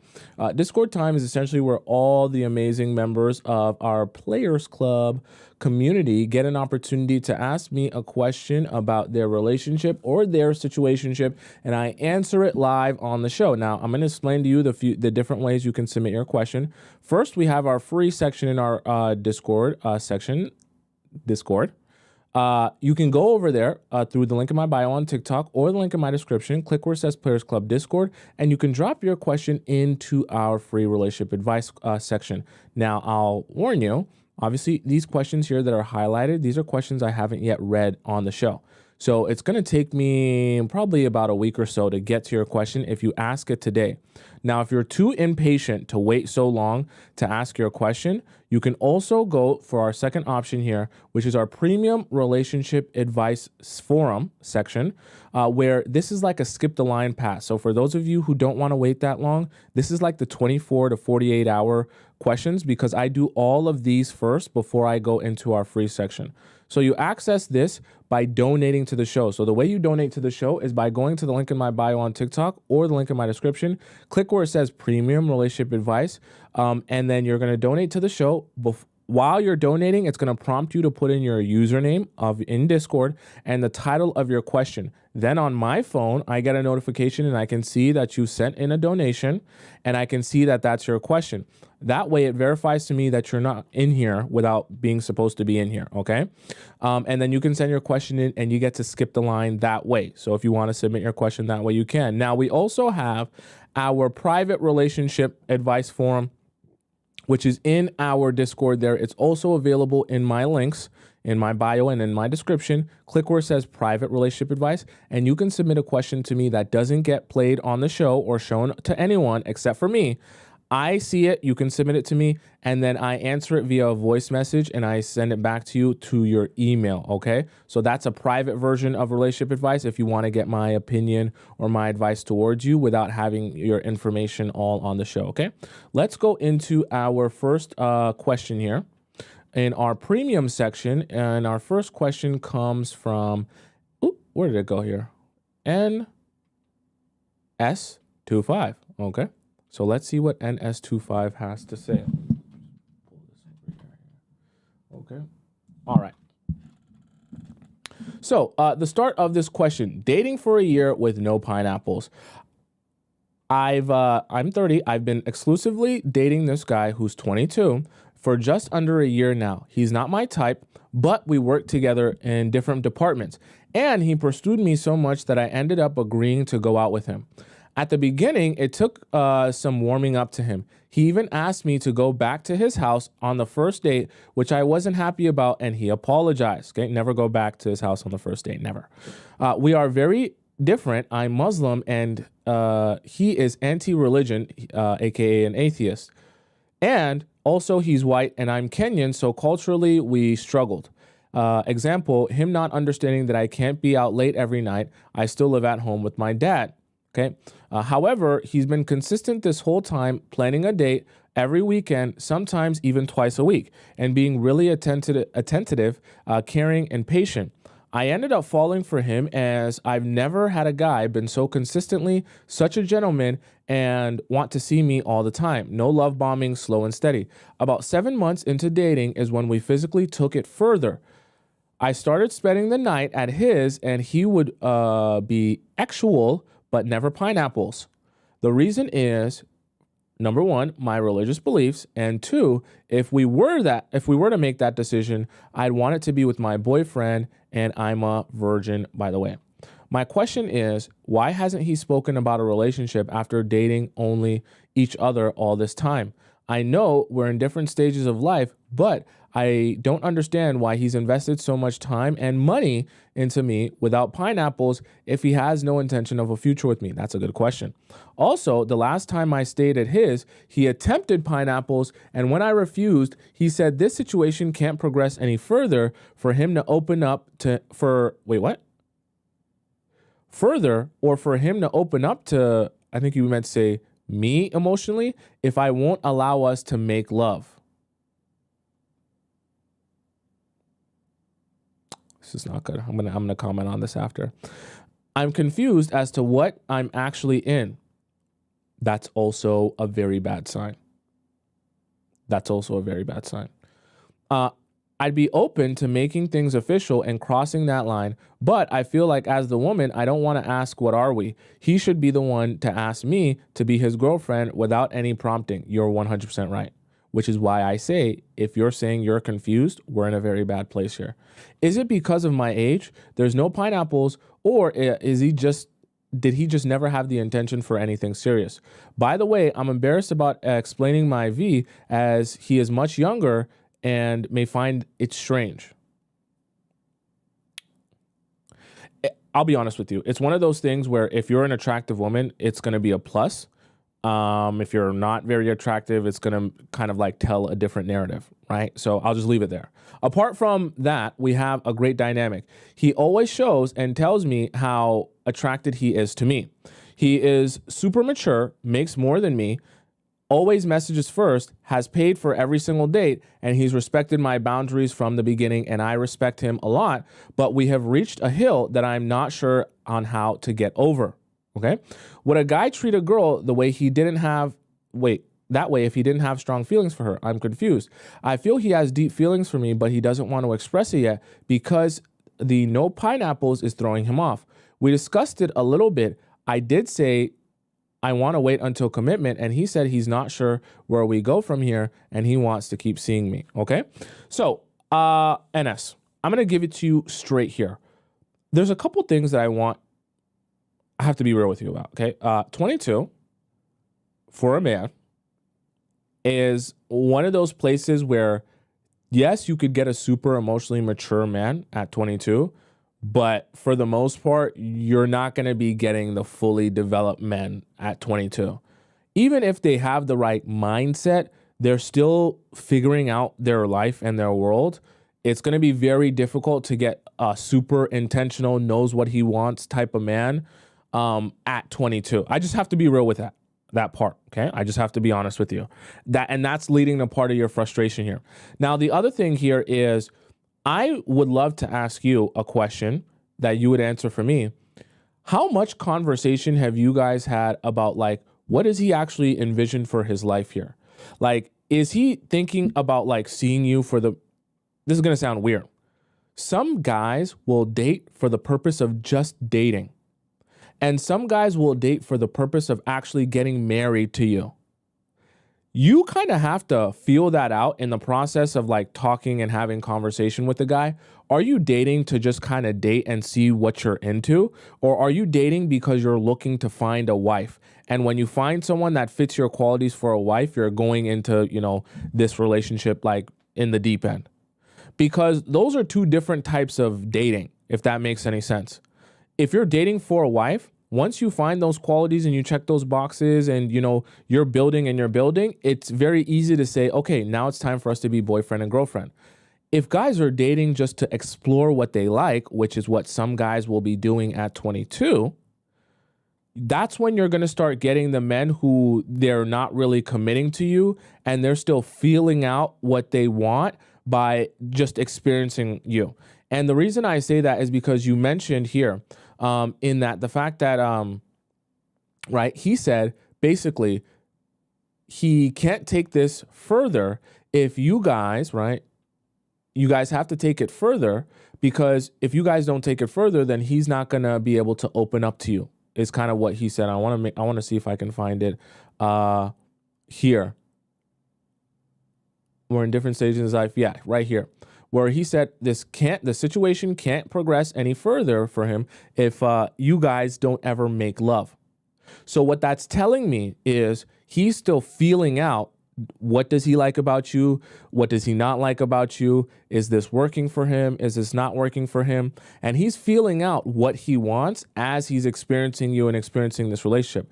I'm not saying that that's necessarily a bad thing, because we all have to grow and mature and experience in order to figure out what we want. But it seems like the place that you're in your life, you're looking for someone who's sure of what they want and isn't still kind of like in the place where they're figuring it out. Because what it sounds like to me is he's saying, I still need to sleep with you to confirm if you're for sure the type of person I'm looking for. But the reality of it is, these are things where if his focus is in the right place, this shouldn't be the difference between whether he's sure he wants to commit to you or not. You understand what I'm saying? And even without actually doing it, right? Even without actually having pineapples and sleeping with each other, there should be a sense of, oh, we're on the same type of vibe or not. And if you're not, then you know that you're not going to build this relationship and you're not even going to bother progressing. And if you are, then you would know that. And I'm telling you, as weird as this will sound, majority of the time, you'll know if you have a intimate connection with someone without sleeping with them, if you're talking about the right things and asking the right questions. You'll get that sense, trust me, before you even have to sleep with someone. Now, the reason I say this is because I think you're in a situation where you're going to be confused because he's still figuring himself out. And I don't foresee that you're going to get a lot of answers from this guy, because I think he's still feeling a lot of stuff out for himself, unfortunately. And you're kind of in a position where, like you said, as the woman, it's not your job to be like, hey, we should be moving to the next step. We should be doing this and we should be doing that. So my advice to you is, why don't we sit down with him, have a serious conversation, not a sleepover or anything like that, like an actual conversation. And you guys start asking him questions. What do you want for your life? moving forward in the next 2, 3, 4, 5 years for him, because even 5 years, he's only going to be 27. Okay. In 5 years, he won't even be as old as you are now. No offense. Right. But you have to kind of figure out, what do you want for your life? If you're not envisioning getting married in the next 5, 6, 7 years, or having a family, or, being well into your career in the next few years, how do I fit in then? If you hear a guy talk about his life and he's telling you in the next 5 years, I want to travel all around the world, I want to go on vacation a bunch, I want to go here, I want to do this, I want to figure out this, and I want to try a whole bunch of, that's an experimental phase in life. That's not I'm ready to settle down and build a family and have a wife life. And if he's in that phase of his life, then you have to start thinking to yourself, I could be wasting a lot of time here. And if you find yourself wasting time, then it might be time for you to move forward. Okay? So that's what I want you to do in a conversation with him. Okay, NS? Let's go on to our next question here. So Haley sends in a question. She says, first date went well, or so I thought. Okay. Hi, Tomisin. I recently went on a date with a 23-year-old man. Prior to the date, the only communication that took place over the text was him planning the date. Okay, that's good. We didn't get to know each other over text or anything. He only messaged me to plan the date, which initially I thought was a green flag. The date went really well. We had a drink. I only had one because I don't drink much on dates. Good. It's better to be sober anyways. And then we went for a walk. The conversation kept flowing and we had so much in common, and the chemistry between us was great. He even asked if I'd do it again, or as in go on a second date and I said yes. I should also mention that we didn't even kiss or anything. This was purely us getting to know each other. Right after the date, when I was on the way home, he messaged me letting me know that he enjoyed the night and to let him know when I get home. I replied when I got home, letting him know, and said that I also enjoyed the night. He liked the message. Ever since, it's been about 5 days, I haven't heard from him. I can't tell what went wrong because everything seemed to be going so perfectly that night. Was he just pretending to have a good time? If so, why did he ask if I'd want to go on a second date during the first one? And why would he message saying he enjoyed the first date? Okay, I understand this conundrum here. What you said and described to me about him not really messaging you until the next date makes me feel like this is one of those guys that's not really a big texter. Some of those guys are like that, right? Everyone's a little bit different. If you meet a guy that's not a big texter, just don't be expecting him to text. Now, I'll say this. If in the next 2 weeks, right, it's been 5 days, like you said, he messages you and he plans another date, then fine. It's fine. Okay, like you can go on another date. Now, if this kind of goes over a 2-week span of him not messaging you at all, then you're probably going to have to realize this is coming from a lack of interest. It could be because he's just not a big texter, and when he actually does have time, he will set up this date with you. But there's a limit to that, meaning after around a 2-week time period, 14 days, if he still hasn't sent you a single message about setting up the next date, then it's probably because he's just not that interested. Now, why or why not? Maybe, he lost the interest or it just didn't work for him. Could be for a plethora of reasons. The reason I can't speak to what that is because I don't know what he has going on in his life outside of you. He could still be dealing with an ex. He could have seen someone he didn't expect to see. He could have, gone somewhere and done something that changed his whole outlook. Maybe he was just lying, right? You never really know with these things, but you can't allow that to affect your own self-worth. Are you following me? And you also have to say to yourself, regardless of what the situation is, I'm not going to lose my mind or lose my marbles, and I'm definitely not going to be reaching out to him and begging him to talk to me. So if he doesn't talk to me within this 2-week span, then that is my sign to understand exactly how he feels about me.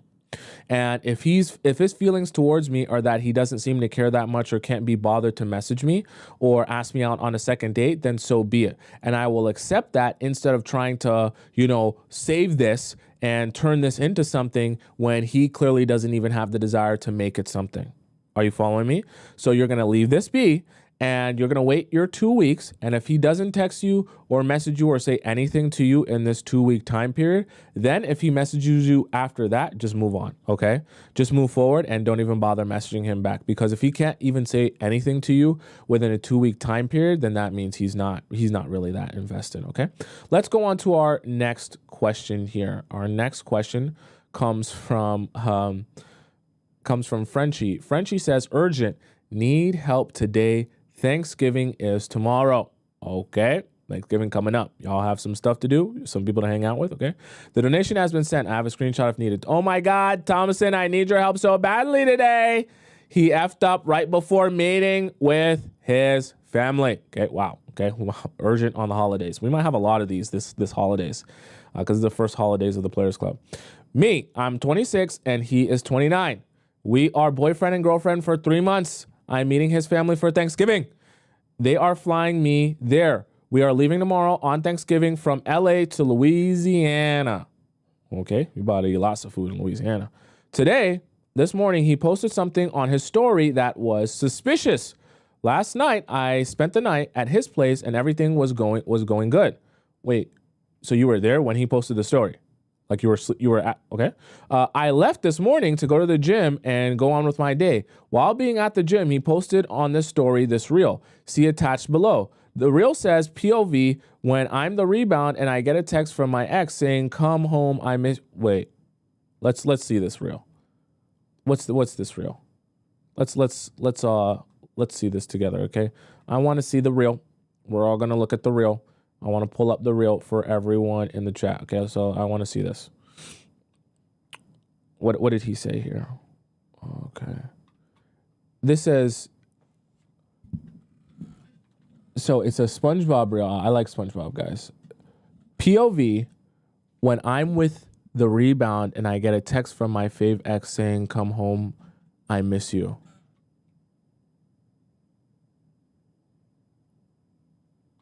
Okay. Okay.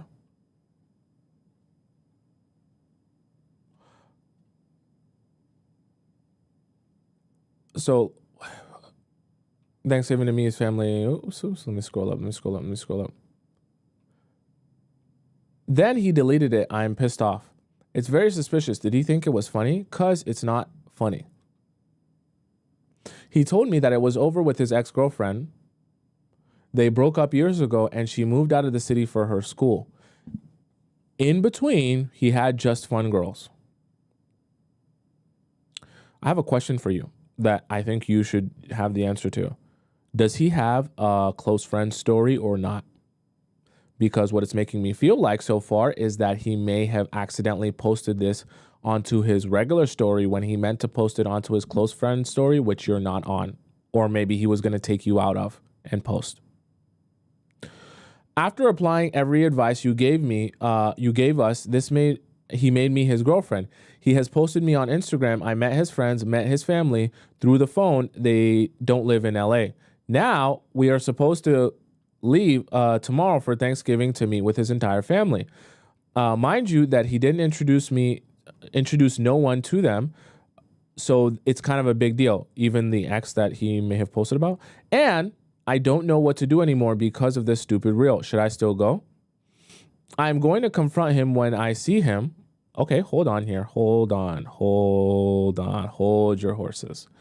Just because I'd rather have a conversation face to face than phone or text. Okay, okay, I'm glad you sent this message in. Hold on here. I don't want to crash out. I want to come to him in my feminine energy. He is the peasant. I am the queen. I want to understand why he posted this, and basically, Tomisin, tell me what to say, what to do, when to say it, and at what moment, okay? The initial plan is that I will go to his place tomorrow so we can leave from there in the airport. Tonight, I'm staying at my place to get ready. P.S. Check the comments, please, okay?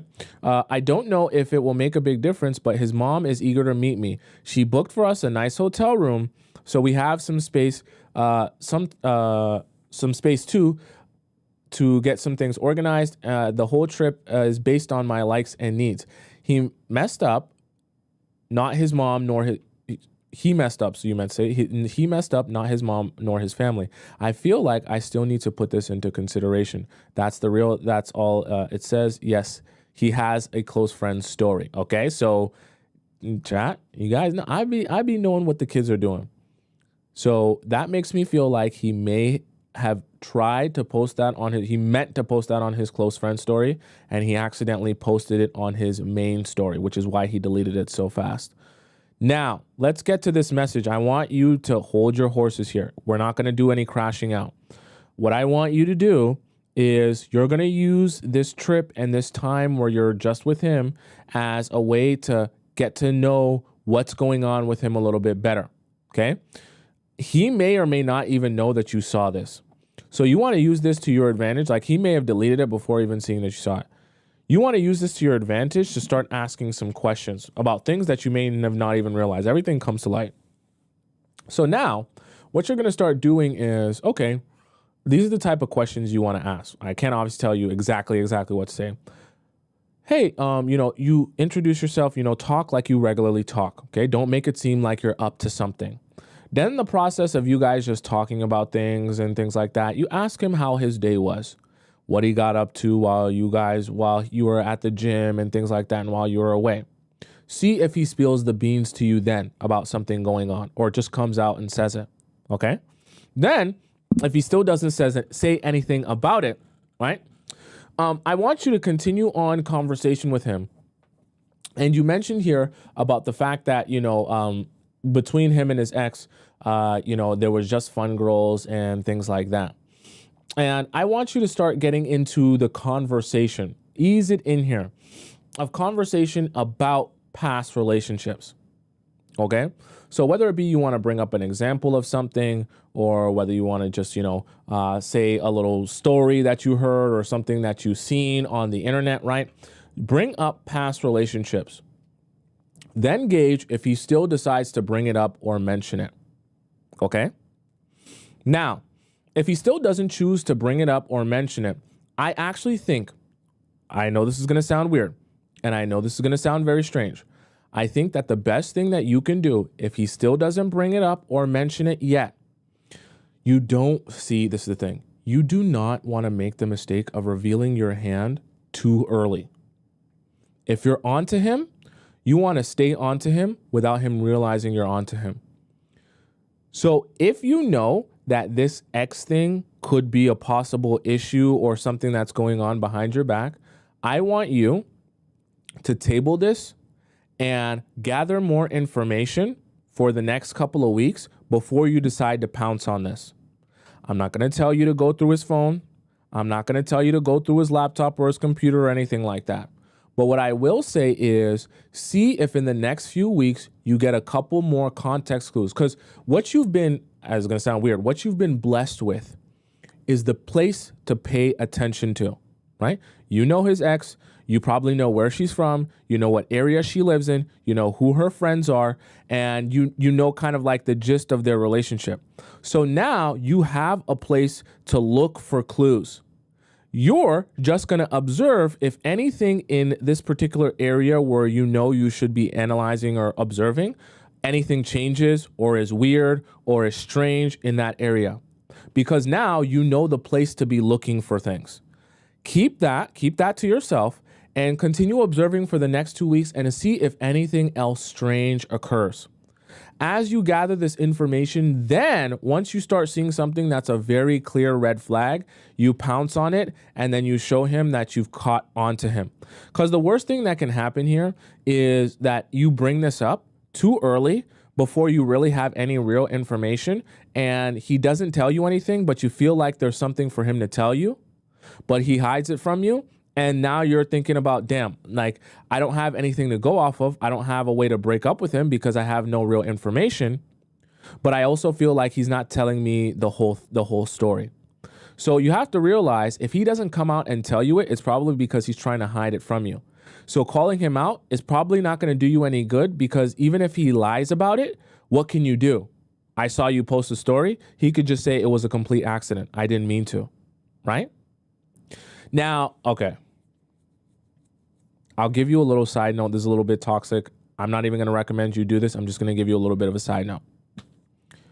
If the theory is that he posted this to his close friend's story and didn't mean to.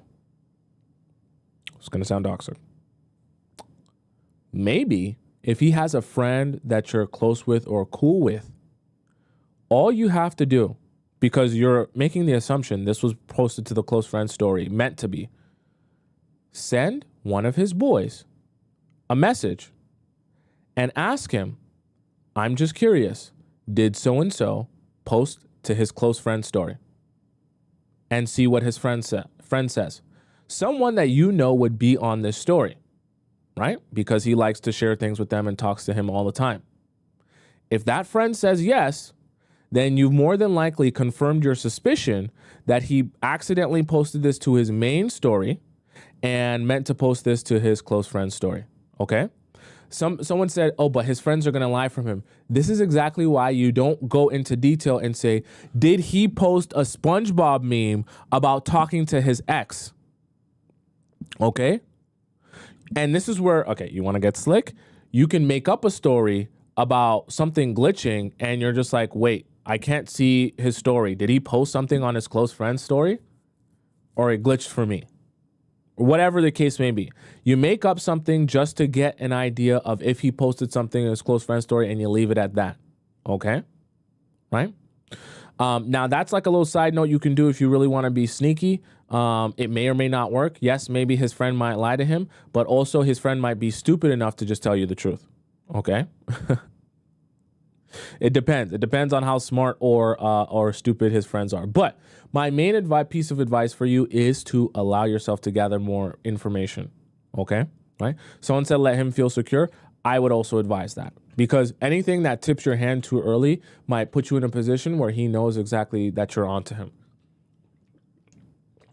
So if you're thinking that his friend might be too smart to pick up on that, you're better off just waiting and gathering more information.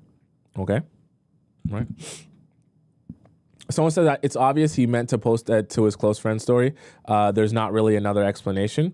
We know, right? It could be. You said, I know that I'm not on his close friends. My friend said that too. So see, what did I tell you? I don't talk to his friends. Yeah. So yeah, that would be very weird then. In that situation, you wouldn't want to do that, right? I'd rather wait. So then that's what you're going to do. You're going to wait and see if you can gather more information. But our theory sounds like it's fitting together so far. So we're going to keep that theory that it was a close friend's story. Okay. Let's move on to our next question. Let me make sure I didn't miss any here. Let's move on to our next question here. Our next question comes from, this doesn't have a name here. Oh, no, we did this one yesterday. Beautiful one is our next question, okay? How to tell someone... Oh, boy. How to tell someone I have herpes in a way that doesn't show that I feel less than. Okay. Okay. I'm 29, who will primarily be using dating apps / marriage apps to find a husband because I am looking for a specific religion. I won't mention what religion. I mean, it's fine. You don't have to be shy about your religion, because biased people in the comments went in on my religion when I last wrote it in because of my personal choices that have nothing to do with any laws in my religion. Okay. I trusted the wrong person a few years back and caught herpes. How do I tell... Okay. How do I tell someone that I'm interested in that I have it? I don't want to present like I'm damaged goods in any way or that the ball is ever in his court about me. This will be my first time telling anyone of my diagnosis, since I have been too traumatized to date ever since, because I really trusted and was committed to the person who knowingly gave it to me. Oh boy. After him chasing me and finally getting me, he later confessed that he didn't tell me because he didn't want me to reject him, and he thought he wasn't contagious because he hadn't had an outbreak in years.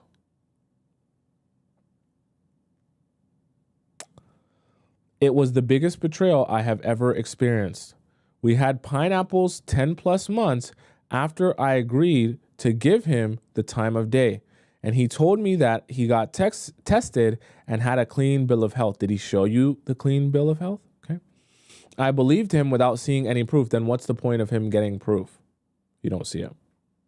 Okay. Because I had also gotten tested and he didn't ask to see my proof. So I get it. You were trusting that he was just telling you the truth. But what's the point of going and getting tested to get the proof if you're not going to show the person the proof? And I'm telling you this as someone who's been in that situation before. When someone asked me to show them proof that I've been tested and have a clean bill of health, I went to go get the proof and then I sent them the proof. There's no point going and getting it and saying that you're all good, or else what's the point? And you can't be that lackadaisical with something that's important to you like that. I didn't think that he was evil and intentionally giving me a life-altering virus. I felt guilty because I caught it fornicating. I want to do things the right way by my religion and get married. I will be telling this over video call. Whoa. Since that's how I will communicate with rewind. You're not going to be doing that. Don't do that over video call. Okay? Before we even get to the end of the message, you do not have sensitive conversations like that require nuance and explanation over video chat or over text, God forbid. You have these conversations with people in person, okay? That way that you can explain it to them, they can hear your voice, see your face, see your that you're genuine and things like that. You don't hurt yourself or shoot yourself in the foot by having this conversation in any way other than in person. Okay? It's a very sensitive conversation that you're going to have. Please tell me how many video calls I should wait before I tell someone I have herpes. 0. You're not doing this over video call. 0. Should I tell the guy before he comes to meet me in person so that he doesn't invest money? What are you doing? And what should my demeanor be while telling him? How should I present this information exactly? I'm ashamed and devastated. Maybe I should practice telling it to a guy I'm not interested in proceeding with first. Okay.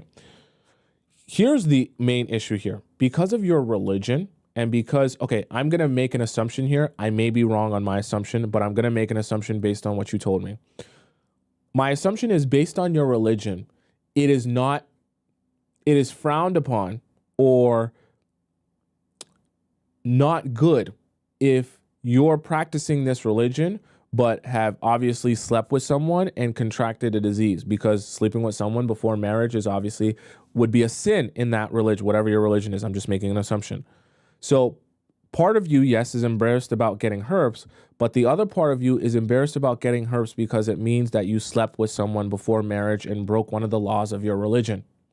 So the reason I say that and bring that up is I understand why it's a sensitive subject for you, and you're thinking in your mind, well, if these guys are going to meet other people or other women who are virgins that didn't break these laws or these rules, then that's going to, kind of be something where I'm not going to be as desirable because I'm not pure. Okay? So here's the thing that you have to realize. You can't cry over spilled milk. Yes, we all make mistakes. You slept with the guy. He betrayed you. You made a you thought he had a clean bill of health. He got tested and, you believed him without the proof, and things happened how they happen.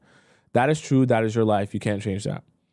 So what you're going to have to realize now is the only way for you to have a happy relationship is to find someone that accepts you for who you are. And if the person that you meet can't accept you for who you are, then you just have to realize then that's not your person. The reason I say that is because if you continue living with this feeling or idea that I am less than because of this situation I had, and I'm not going to be able to find someone because of this situation, then you're just going to be crying and sad and lonely forever. It's not really going to do you any good. What you have to realize is my life is my life. What happened has happened, and I have to figure out how to work with that based on where my life is at and figure out how to find happiness within that. So let me be specific with you as it relates to video chats. You're not going to have any video chats with men about this topic. I'm not saying you lie to them, and I'm not saying you omit this thing from them. What I'm saying is when you finally have this conversation with them, this should be an in-person, face-to-face conversation where you can sit them down and be honest with them about something about you that you think is important for them to know. Okay? Right? Because I understand, based on your religion, you know that this shouldn't be information that you withhold from people. I get it. I get why you don't want this to be something where you're not telling them, because you know how it might affect some men, or whether or not they're going to invest in you. So I get that part, and I encourage you to be honest. But there's a way to do that where people will receive it better, or at the very least be able to be more understanding of your situation. Okay, because let me just say, hypothetically, if you're Muslim, I'm not making an assumption, you didn't specify your religion. Hypothetically, if you're Muslim and you're in a situation where you're afraid to tell guys that you've actually, slept with someone before marriage, I want you to realize, I'm going to be honest with you, there are some men, Muslim men, who have also broken that rule as well. So when you're honest about yourself and your life, you might end up meeting someone, and when you have that honest, real conversation with them, they end up telling you, you know what, it's okay, I did that as well. Or, honestly, I've broken that law as well. And it's not that big of a deal, right? I'm not guaranteeing you that will happen, but what I just want you to understand is you never lose by being honest. You only lose people that never wanted the real you in the first place. So when you're honest about this, right, something that is really just your life, at the very least, the people that don't want to be with you because of that, they were never going to want to be with the real you anyways. And if you're honest about it and someone says, you know what, we all go through things, I understand, and I still want to build this relationship with you, then perfect. Now you've had this weight lifted off your shoulders, and you no longer have to be thinking about, oh my God, what if he finds out? What if he knows this? And what if he knows that? Our whole relationship's going to be over. Because if you hide it, every single day, you'll be living with this inner anxiety that maybe if he finds out, he's not going to want me anymore. And we don't want that for you. So the best thing to do is be honest. And this should be something that you tell to people in person. And it doesn't necessarily have to be your absolute first in-person date, right? But I will say you don't want to hold off this information for too long, because holding it off for too long might put you in a position where they're now saying, well, why didn't you tell me earlier? So this is like a third date type of thing, right? Third to fourth date type of thing, where now you can be more honest about things about your life and you can let them know what's going on. Now, you definitely shouldn't be saying this to anyone who you're planning to sleep with. So let's just say hypothetically someone wants to sleep with you. You should not be doing anything with them until you guys have this conversation. But anything non-actual, non-pineapple-y related, this can wait till the second, third, fourth date, right? Doesn't have to be on the very first one, but it should be in person. Okay. All right, chat. That's the show for today. If you guys have any questions for me, make sure you send it into our Discord, whether it be our free section or our premium section, however you want to send in your questions, or our private section. For those of you who want to follow me on Instagram, my Instagram is just Tomisin_Tub on the top left corner of the screen right there. You can ask me, or you just ask me a question. You can follow me on Instagram and see everything I'm doing on a daily basis. For those of you who are on TikTok and you want to rewatch the show because you came late or you missed some points and you loved it so much, you can rewatch the show up there. It's just my name, Tomisin Atobatele. Go on my YouTube channel, and once you go on my YouTube, you type in my name, go into the live section, and you'll be able to find this live stream and all the other live streams I've done since the beginning of time, and you'll be able to get the YouTube and the TikTok chat embedded in the video, so you won't miss any conversation that we had here on the show. Okay, I'm here every weekday, Monday to Friday at 4 p.m. Eastern Standard Time. So if you want to figure out what time you're going to find me on live tomorrow, it's going to be at 4 p.m. EST. All right. Until we meet again tomorrow, goodbye for now. Arrivederci, adios, hasta la vista, sayonara, ciao, salam, bon voyage. And I'll see you again tomorrow at 4 p.m. Eastern Standard Time. Okay. Tomorrow's Thanksgiving. I'll be here tomorrow. Don't you worry. I'm here like every day. Okay. I don't take breaks. Okay. Breaks are for losers. All right. I'll be here tomorrow. I'll see you later. All right. Won't be long.